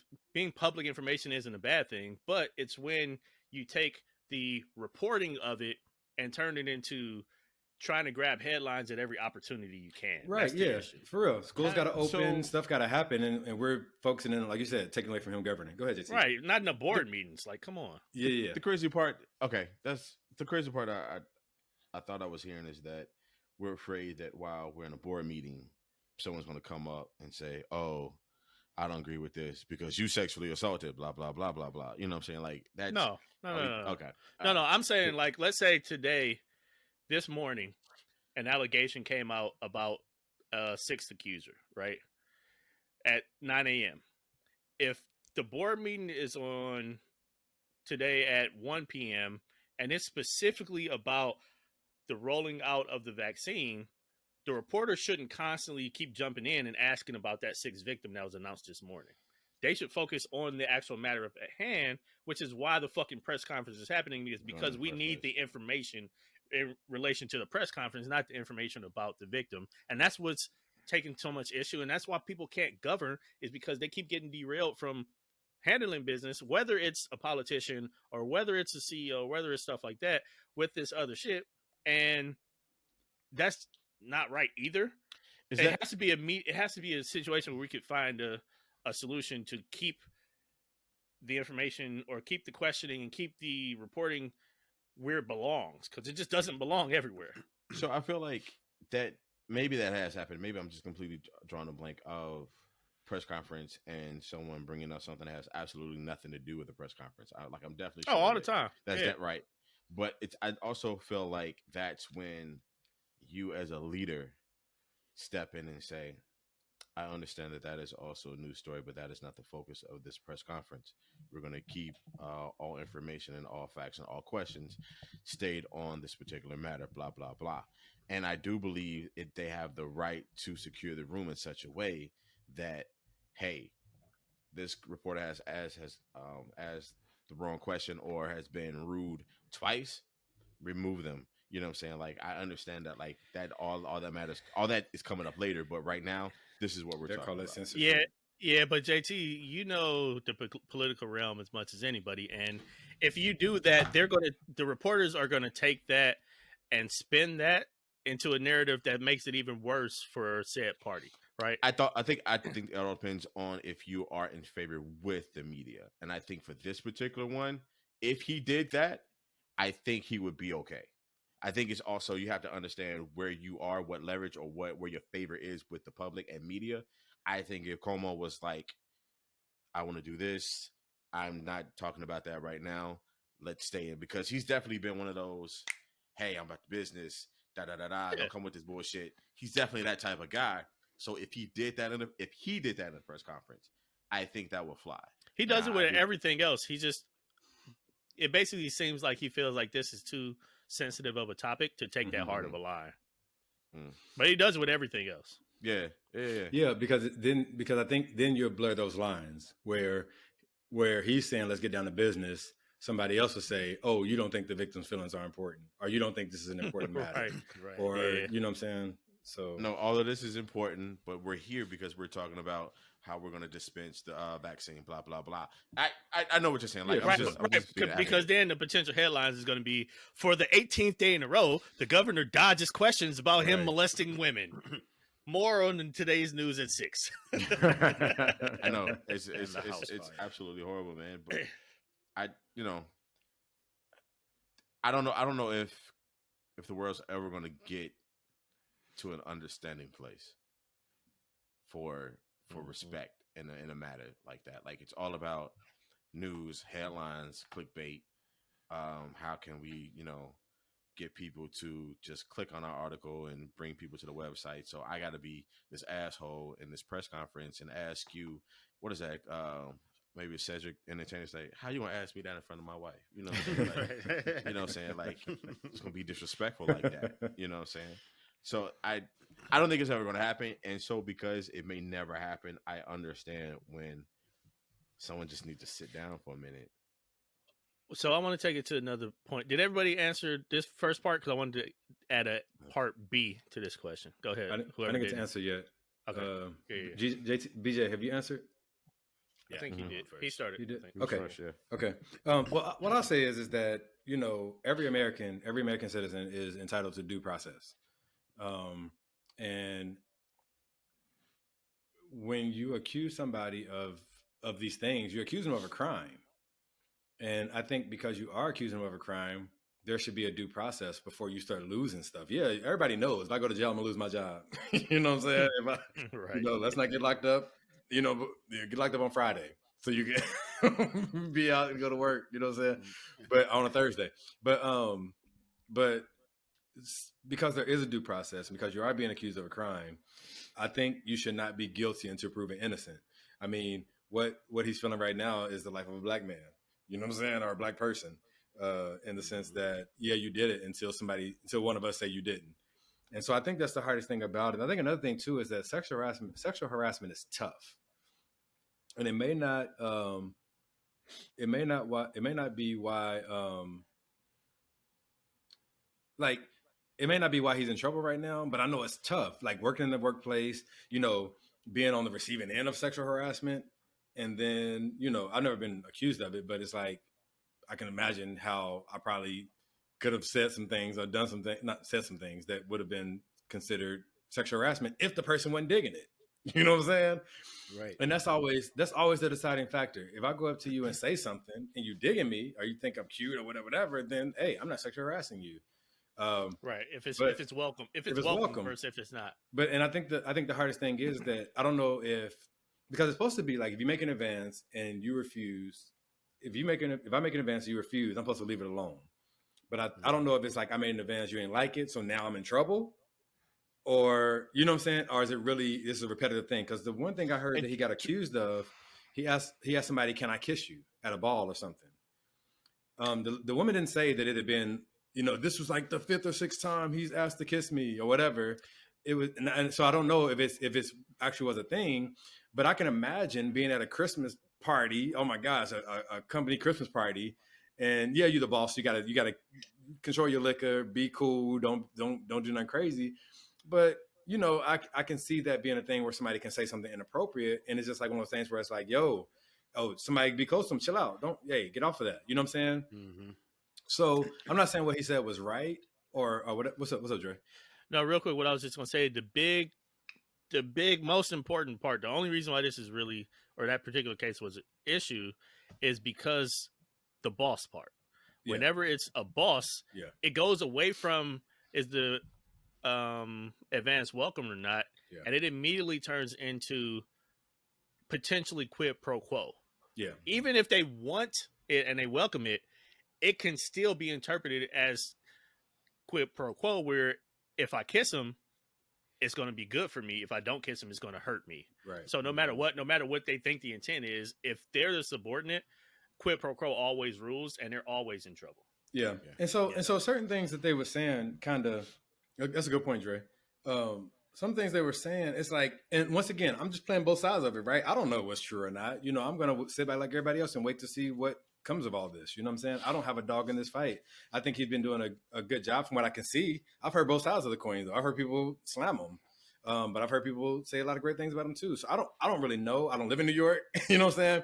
But what I do believe in respecting people, respecting their person, their rights, and I think if he's violated that in any way, I believe in professional courtesies and integrity and stuff like that. So if he violated that, which sounds like he has, then he has to deal with those consequences.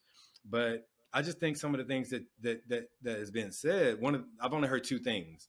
And some of the things that are being said besides that, like one person says, and this is big, this is huge, but she said, he made me, I don't know if she said he said it, but she said, it was clear that he wanted to have sex with me. And so coming to work was uncomfortable. And so I was like, what? Did he look at you? And I'm not trying to qualify that. I'm not trying to be like, no, you tripping, you can't da-da-da, because whatever made you feel that way made you feel that way.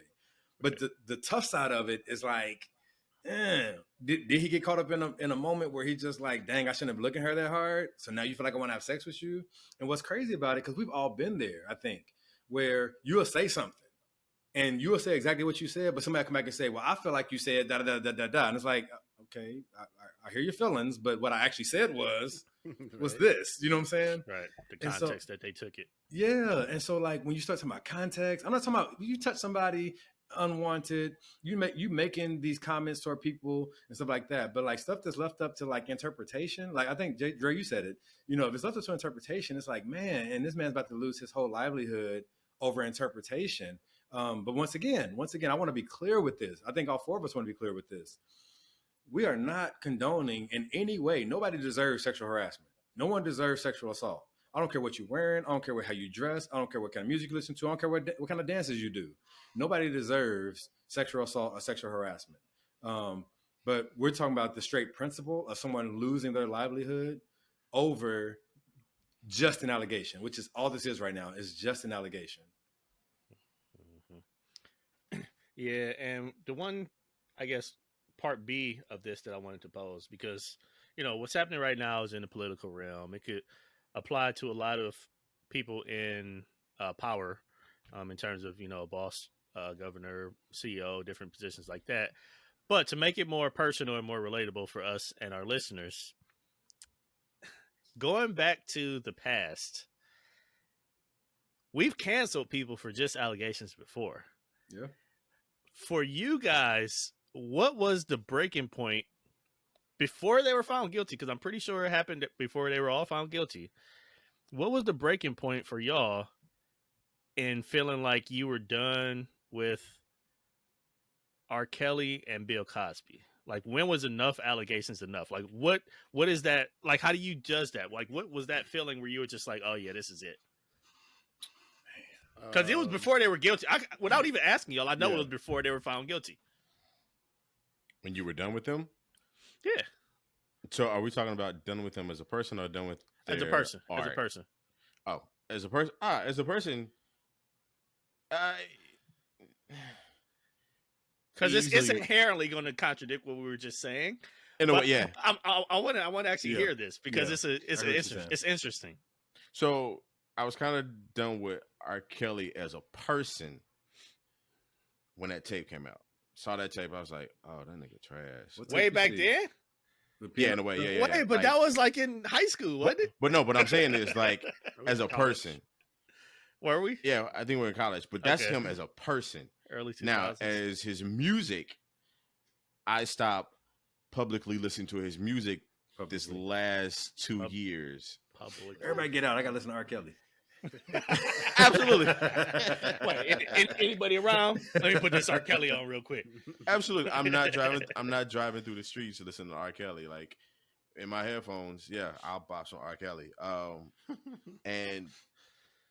But as far as Bill Cosby, I hate to say this,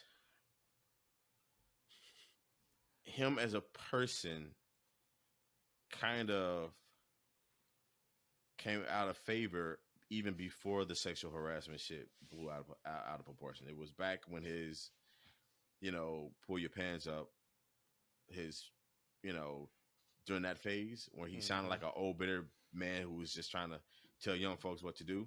Right. Then after I found out how he treated, I think it's Lisa Torme. No, that's not her. No, Lisa Bonet. And her career and shit like that. Once I started feeling like he was that kind of guy behind the scenes, that's when I was kind of like, nah. Wait, so what was it about the R. Kelly tape that made you cancel him then? Just curious here. She was young. Clearly. Yeah. This is no, because it could have been the insanely vile acts that were happening during the tape. Well, yeah, that too. But I was just curious. And then the second time, and then the Boondocks did their episode on R. Kelly.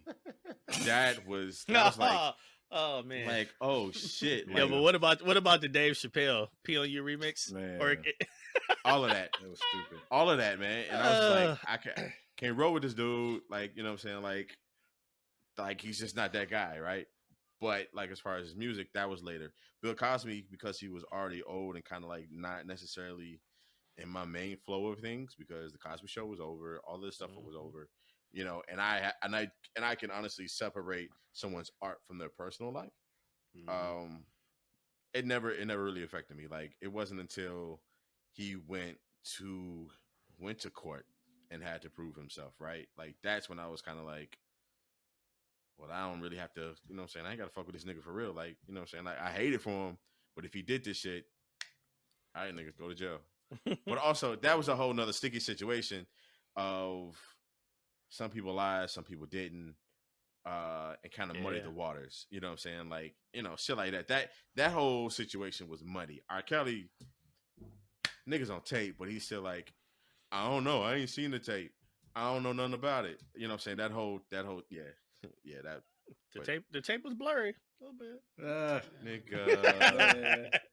All right, what about the rest of y'all? Man, for me and R. Kelly, it was like after that tape came out, it's just like this nigga is nasty. First, I gotta be the only one who hadn't seen this tape. And Nigga, what? Fire. Hold on real quick. That's cool. Let me put it on the screen. Let me share my Hold on screen. Let me share my screen for the audience. Shit, we can fix that real quick. YouTube has to be okay with this. Man. They wouldn't have an issue. What you say, B? But for him, it was definitely pretty much right away, like the music and stuff. We still bumped it at parties, whatever.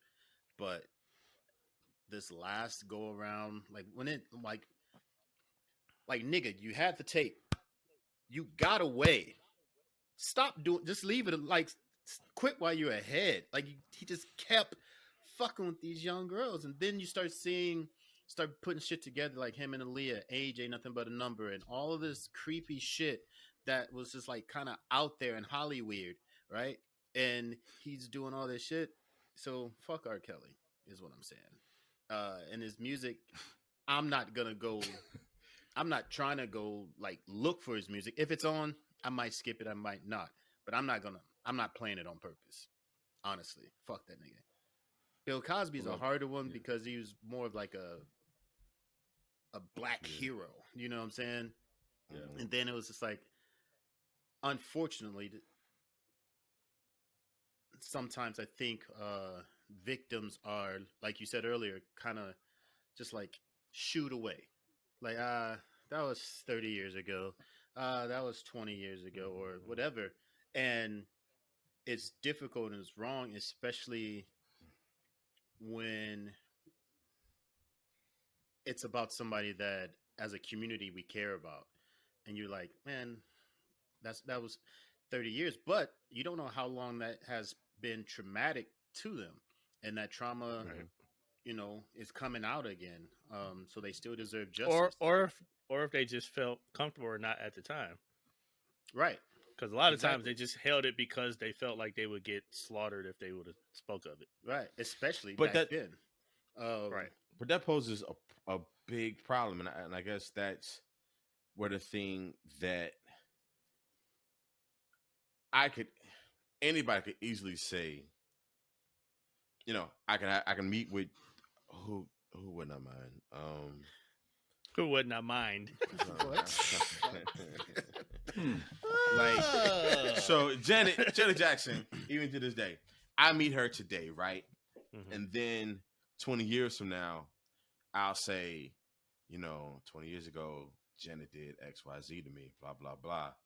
And because, you know, y'all saw me with her, you know what I'm saying? Or we had an interaction, some shit like that.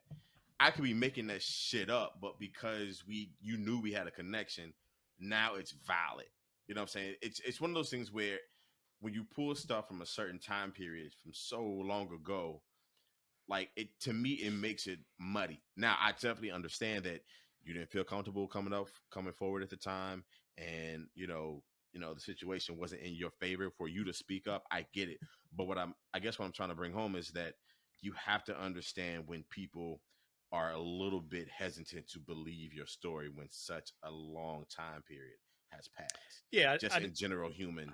I definitely think the longer the time period has been, it's probably going to be a higher burden of proof, especially if you're not the first person to come out, right? If you hear other people and then you just add some stuff on from 15 and 20 years ago that is impossible to prove, it's like it's hard for people to really get behind that. Yeah, I agree with you guys, but I don't like it. I don't like that. You know what I'm saying? Because I know some people personally who've been through some things years ago, and it took them so many years to finally be like, and it's a random time. You know, it's just a random time, and it's just like this happened to me, and it's accompanied by all the feels people say, and it's just like it's not cool to think that at some point somebody thought it was cool to do something to you, and just because everybody else should be over it, you know, in this allotted amount of time. 20 years is a long time, but it's also a long time to be traumatized. Like JT just said, it's a long time to be traumatized by something. Did JT say so? Or BJ? BJ. I'll take that. It's a long time to be traumatized by something. It's a long time for that person to, can you imagine? Like every time you see this person, it's almost like they're flaunting the fact that they did something wrong to you. Right.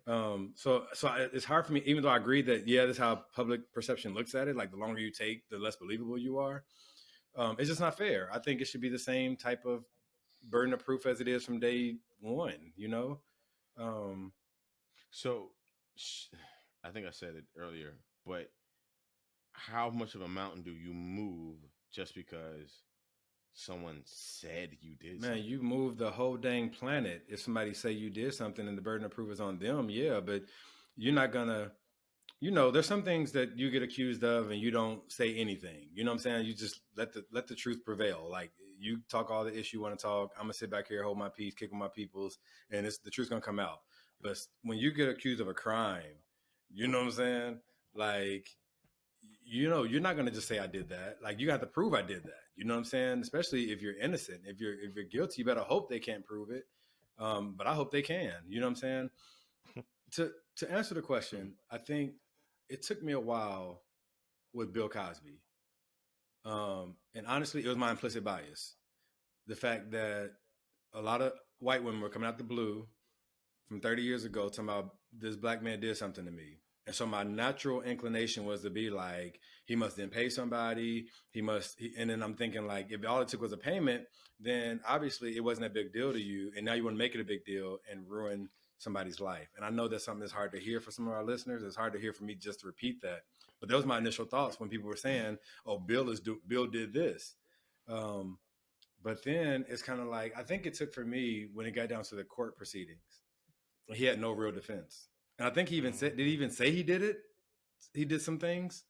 I don't know, but he didn't have a real good defense. He didn't, you know what I'm saying? Like he didn't have a real good counter. And I was just like, dang. And just like I said at the beginning, at the onset of my soliloquy, if you will, like if somebody's accusing you of something this great, you better have some type of defense. You better have something to say. But if you ain't got nothing to say, you're guilty. Like what?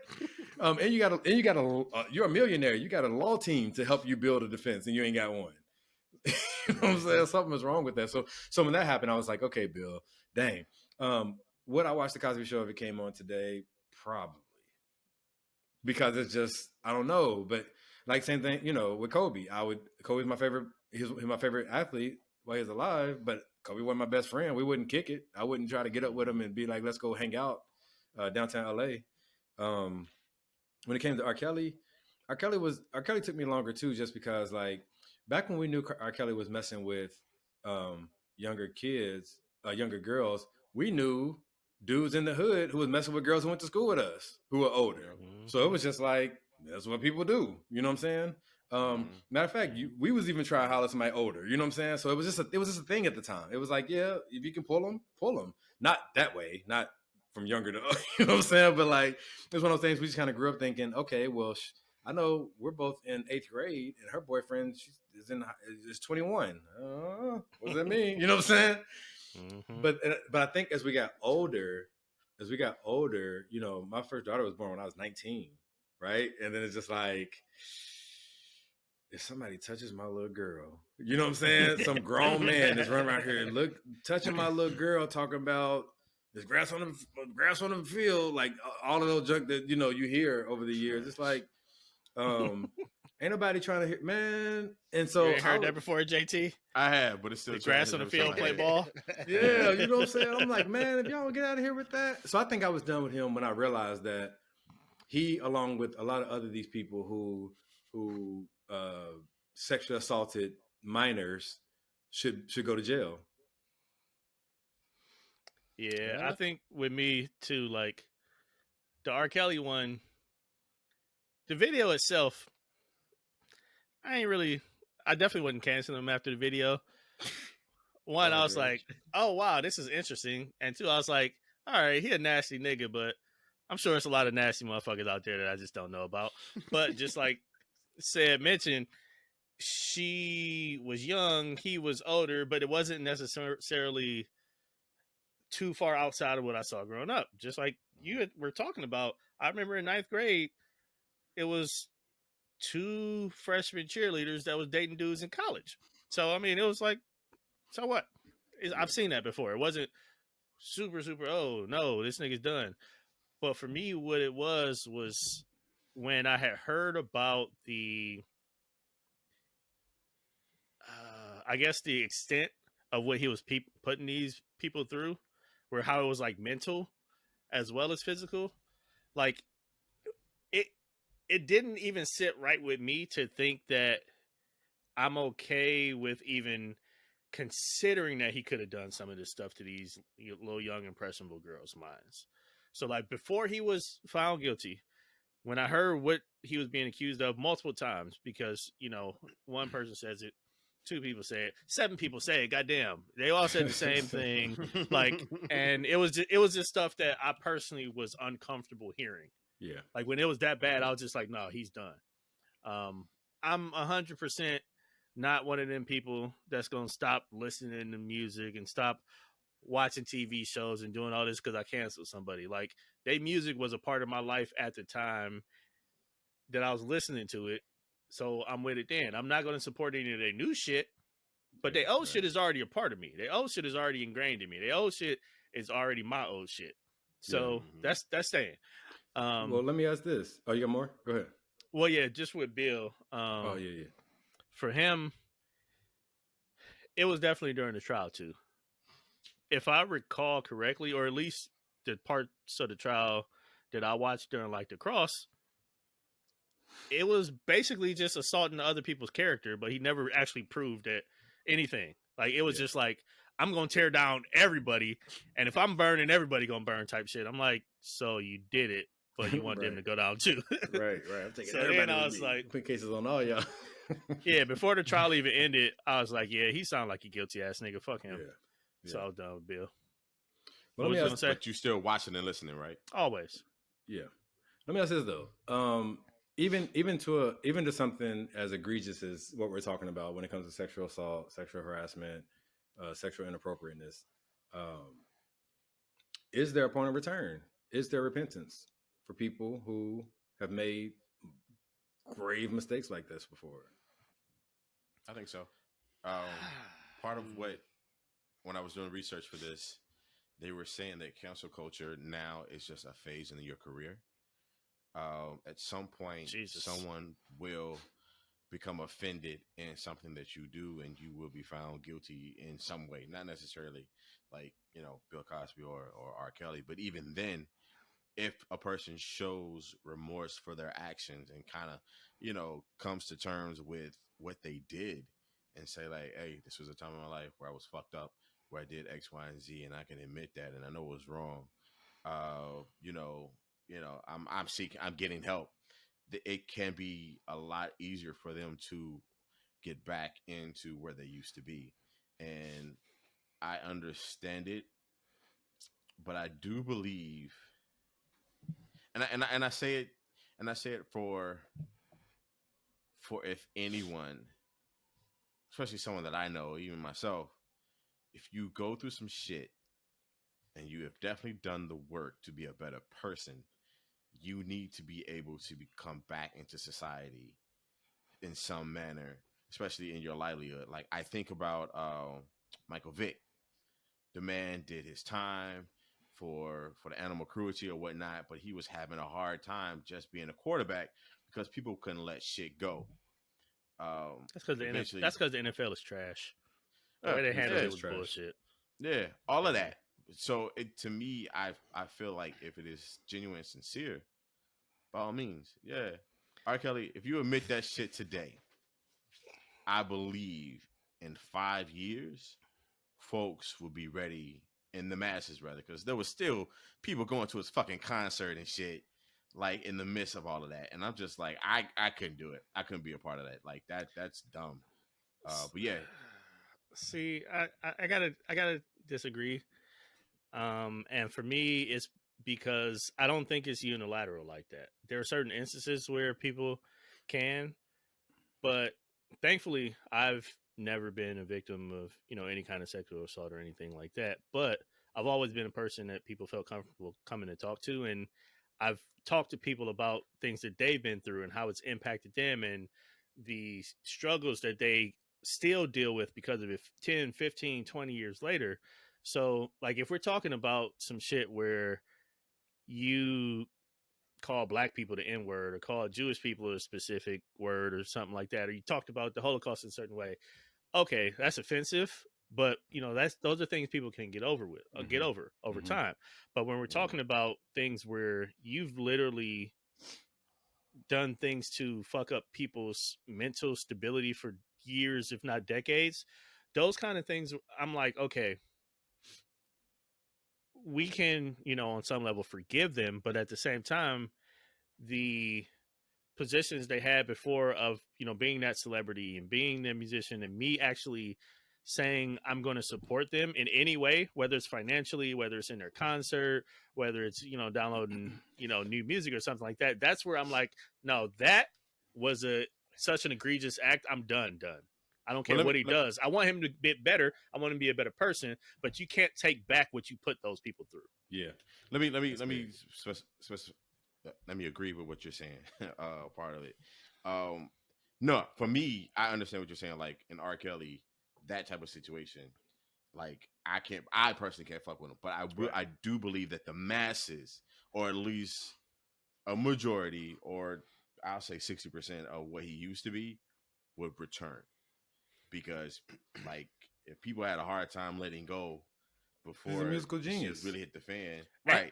But also that was before he was convicted too. Yeah, all of that was before people were holding on hope. Like when we were like, OJ's innocent. Oh gosh, we know that nigga. But he's innocent. But that was a whole nother situation, right? That was a whole nother situation. He's a black man who had made it, right? Yeah. What you got, BJ? So I'm not the most forgiving person anyway. No. Bitch, we know. But we talk about grace all the time on this show. You know what I'm saying? We talk about faithfulness, and we talk about how mercy. Exactly, like where would we be if Jesus didn't continue to forgive us? Like even mentally and emotionally, because Seth asked me once, okay, you forgave her for this, but how long did it take you to forgive yourself? Like, so even like forgiving ourselves sometimes without grace, we can't even walk ourselves through that. So it's hard to say, no, these people can't be forgiven. They can't be better, because if that's the case, that means we're limited on what God can and can do, if he can or cannot change these hearts or not. So, once again, like, are we putting a cap on our God, or do we just want to condemn these people forever? Wait, but BJ, real quick though, just to clarify, is you forgiving them the same as you supporting them financially, supporting their career? Yeah. Like, it's a difference. Like, I feel like I can forgive the people that committed those acts if the people that had the acts committed to them can forgive them. But I don't personally ever feel like I could financially support them or their career again. So as of right now, I hear JT saying that you could restore certain things. I heard Dre saying you could restore certain things, but not all things. And BJ, you're saying, are you saying that we should? He just said probably not. So probably not. So so you can come back from some things, but not all things. Right. And that some things is just really relative to you personally, who you want to counsel. Everybody's life is you have the ability to personally tailor your life for yourself. You know what I'm saying? Right. Yeah. All three of you can cancel him, and I say he's cool. That's just what it is. We get to tailor our own lives. Right. JT not gonna listen to R. Kelly out loud. I'm gonna blast the nigga in my car with the windows down if I want to. Shit though, not doing shit. You know what I'm saying?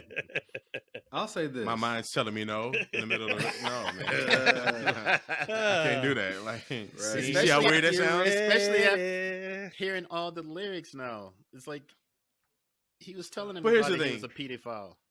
We've tuned it to that. Like, it could definitely be just a general sexual song, but we've tuned it to the key of molestation. Because who are you talking about? If you write a sexual song, are you thinking about somebody that you haven't had sex with? Yeah. All right. You thinking about not somebody. I mean, you think about you. If you talking about sex, you're gonna relate it to your sexual experiences. No, not at all. I made some songs about things that I hadn't done before. Yeah. Huh? Yeah, when I was young, it was your fantasies though. About things I hadn't done before. It's probably your fantasies. Right. It was you. It was you, your fantasies, whatever. I don't even want to. Your lust and desires. Your lust and desires. She seems like she's ready to have sexual intercourse. It doesn't mean she seems like she's old enough to have sexual intercourse. There's two totally different Exactly. songs. Age ain't And nothing but a number. It's Age ain't nothing but a number. It isn't With Aaliyah. because With I'm Aaliyah. 40. You know what I'm JT. saying? And if a 6-year-old woman is like, A come here, six? youngster. A six? Six? I don't know. A six? 60. Oh, 60, nigga. Okay. We're pretty sure you Don't said ever. 6. You said 6. Don't ever. No, not at all. Turn them off. Turn them off. Mute them. Turn them off. Ooh, shit. We like 6, nigga. But I'm saying, Everybody but said, also I feel like that song. It's kind of hard to squeeze that one through. But, but you know what I'm saying? It is. But I also feel like, you know what I'm saying? Like, it was one of those things like, if I'm a freshman, she's a senior, you know what I'm saying? Age ain't nothing but a number. Like, that's in my mind, that's what it is. Like, it's not that far off in age. You know what I'm saying? It's not a 20-year difference. It's just like your mentality as far as like likes or whatever. Because that's why, what is it, midlife crisis and shit like that? Older men get them a young 25-year-old woman, you know what I'm saying? Shit like that. I don't know what you're talking about. Yeah, looking at you. Yeah, so it's kind of. Damn. I ain't talking about you, but I'm just looking at you. Oh. He cheesed a little bit. He cheesed a little bit. He gave himself away. But no. But I'm just saying, like, that's the thing. Like, age is just a number. It's not talking about like who's legally 18 or who's 21 old enough to drink. But he, Nah.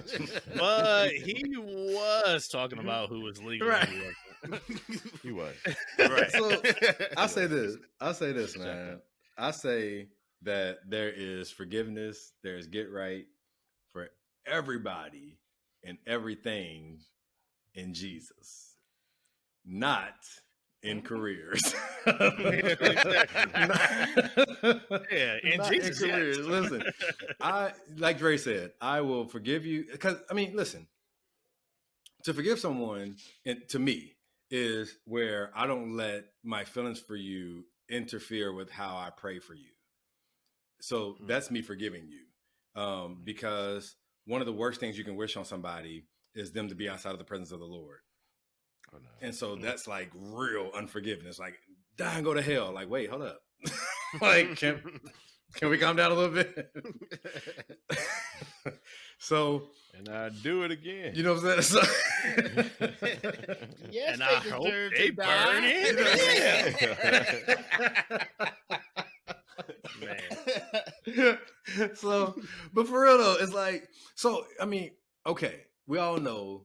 It's just a thing. It's a societal thing. I think it's universal societal thing. Crimes against kids are pretty much unforgivable. You know what I'm saying? Like, crimes against kids are just not going to pass.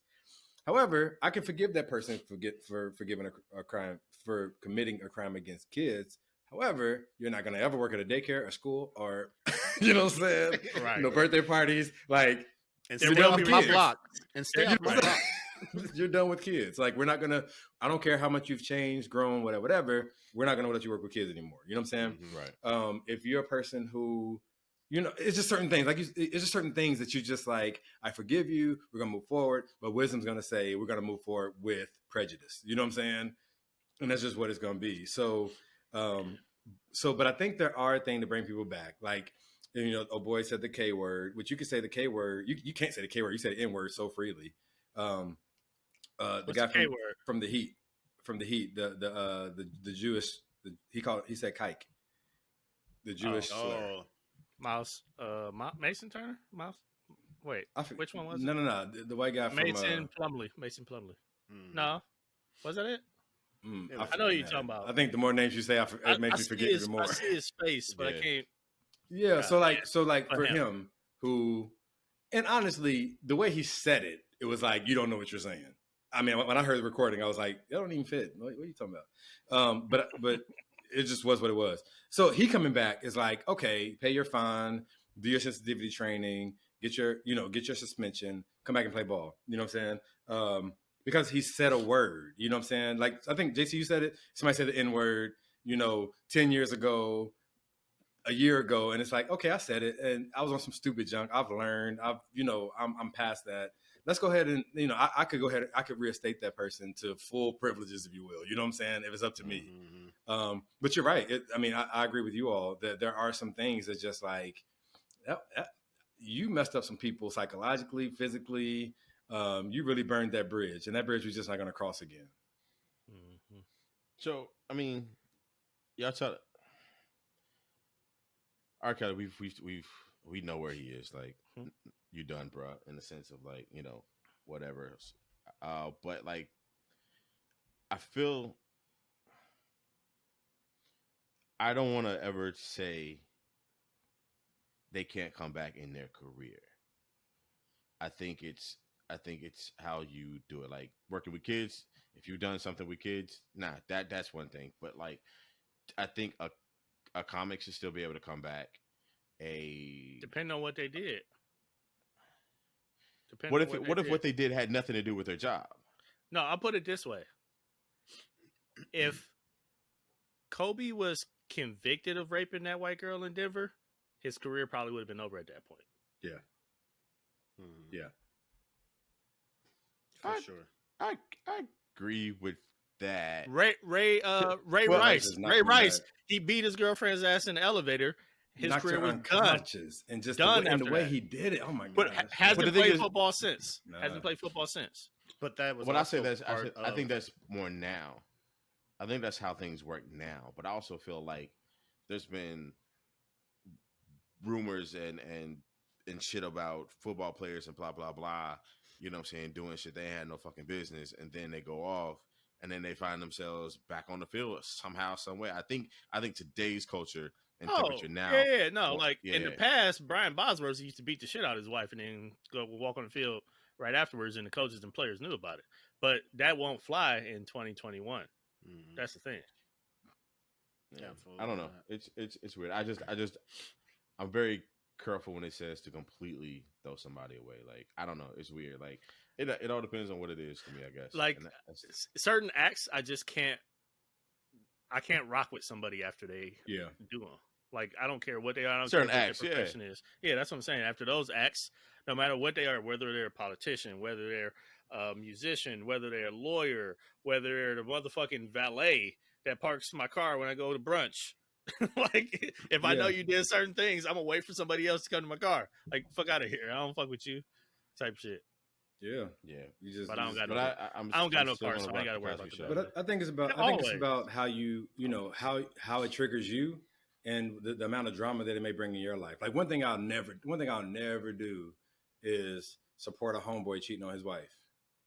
Don't have your wife calling me asking me nothing, because I ain't. You know what I'm saying? Wasn't I with you last night? No, you weren't. Like, I'm not bringing the drama over here. Like, you don't have your wife call me. You know what I'm saying? Like, I'm just, for one, and then two, like, I'm just not for it. I'm not for, You're not gonna ride for your homie. what's up? No. You're not gonna ride for your homie. He said, no. No, but my homies know. Like, don't have your wife call me. Like, don't bring me up. Use our other homie. You know what I'm saying? Like, I'm Great. So now all the wives know to call Seth if they just want the truth. Hey, There you go. I just won't answer. I give him. You know who I silence. could talk to. I give him Like, silence. yeah. calls. Call Billy. He'll Now, tell you who I was. Don't get No, it I'm twisted. gonna call Seth. I ain't finna be on no. You know what I'm saying? What else you want to know? Like, I ain't about to dime you out like that. I'm just not about to play your game. If you want to cheat on your Nah, wife, Jacob wasn't over here. if you want to cheat on your wife and you want to do those crazy things, like, keep that with you and your wife and whoever wants to be involved with that. Because the drama that comes with it. No one wins in that situation. You know what I'm saying? And that's the reason why I would cancel somebody out of my life. The drama that they would bring. You know what I'm saying? Or what it means being associated with you. I don't want to be typecasted because I hang out with you. You know what I'm saying? So it's really about, the Air Force, we had this saying that says, do what your career can handle. You know what I'm saying? And if my career, my life can't handle you in it, then you can't be in it. You know what I'm saying? Mhm. I like that. Feel it? Indeed, indeed. So Keep your nose clean around sad people. just, hey, don't send your wife. Or just don't do it around. Now, if your girlfriend come, then I got your back. But no, that's what. No, marriage is something different. Nah, but anyway, no, I think this has been a great discussion, guys. I think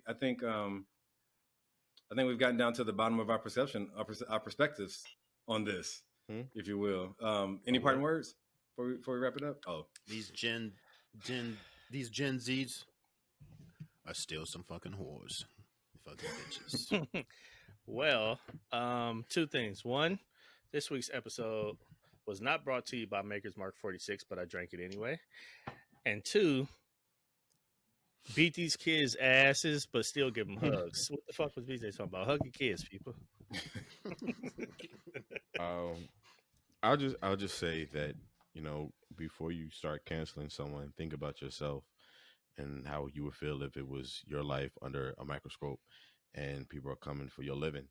And think about grace. I definitely think there are some things that we need to hold people accountable for and bring them to justice, but also at the same time, when it's some things that someone can learn from and be better, give them the opportunity to do so. And that's just not about careers or nothing like that. I think it's just in your daily life. The people that you work with, people in your family, understand how to operate with that and how to forgive and even maneuver. Like, forgiving doesn't mean you got to be around somebody all the time. It's just about forgiving them for whatever has happened, and still, when they come to the barbecue, sit at the other table, you can still be around somebody like that. But I just say, grace is a beautiful thing. If you can extend it, um, you know, forgive, but don't forget. I don't believe in forgetting stuff like that. So you don't keep repeating the same cycle of being hurt. So, um, yeah, that's it. I agree with Going to a I agree with tangent. JT. I thank God for Jesus, for real, because I thank God that I live by a different standard than the world. I do believe in accountability. I do believe in that when you make mistakes or you do something wrong, that you own that. And when I say own that, I don't mean you got to live with it. I don't mean like for the rest of my life I got to take this mistake with me and you can hold it over my head. No, we're not talking about that. You live in that. I just mean like own it. Yeah, I did this wrong. Accept it, and then move forward without making excuses or without making the problem worse. But I thank God that He doesn't believe in council culture like that, because He does says if you don't believe in me, then you're already doomed. But Quick joke. Can I make a quick joke there? Somebody has said that on Facebook, and then someone replied, like, literally the first story in the Bible Yes. is about God canceling Adam and Eve out of the garden because they made a mistake. yeah, but that's it. even with that, I think once again, and I laughed at that too. But I think it's the thing where it's like with God, he didn't take their life, and He gave them grace, like BJ just got to talking Absolutely. about. JT just got to talking about. I'm sorry.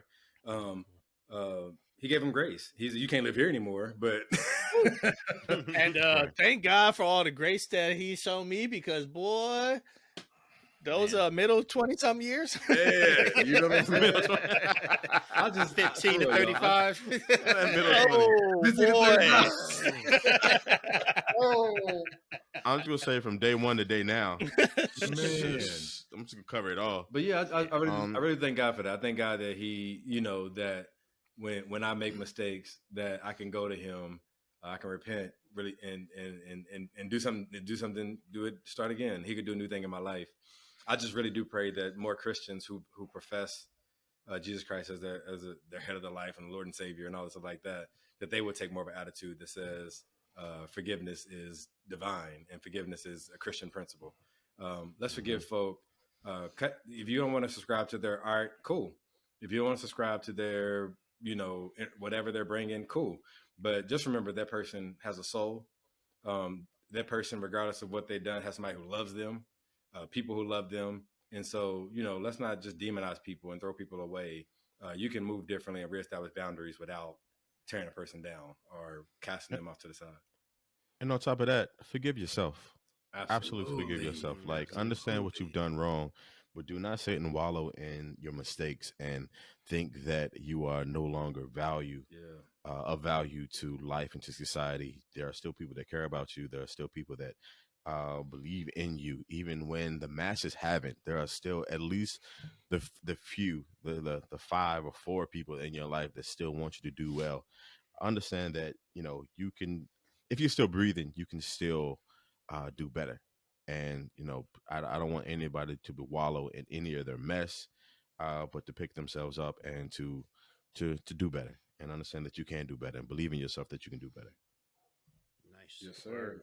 Nice. I was looking for a scripture that I wanted to read out to y'all, but I can't necessarily find it. But it says something like, "Who can condemn us when it's God who justifies us?"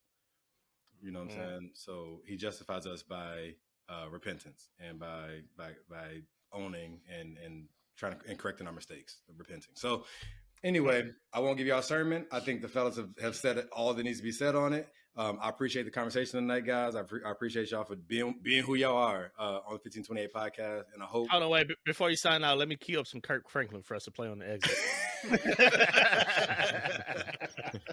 All right, we good. Go I support him, but we can't pay for that.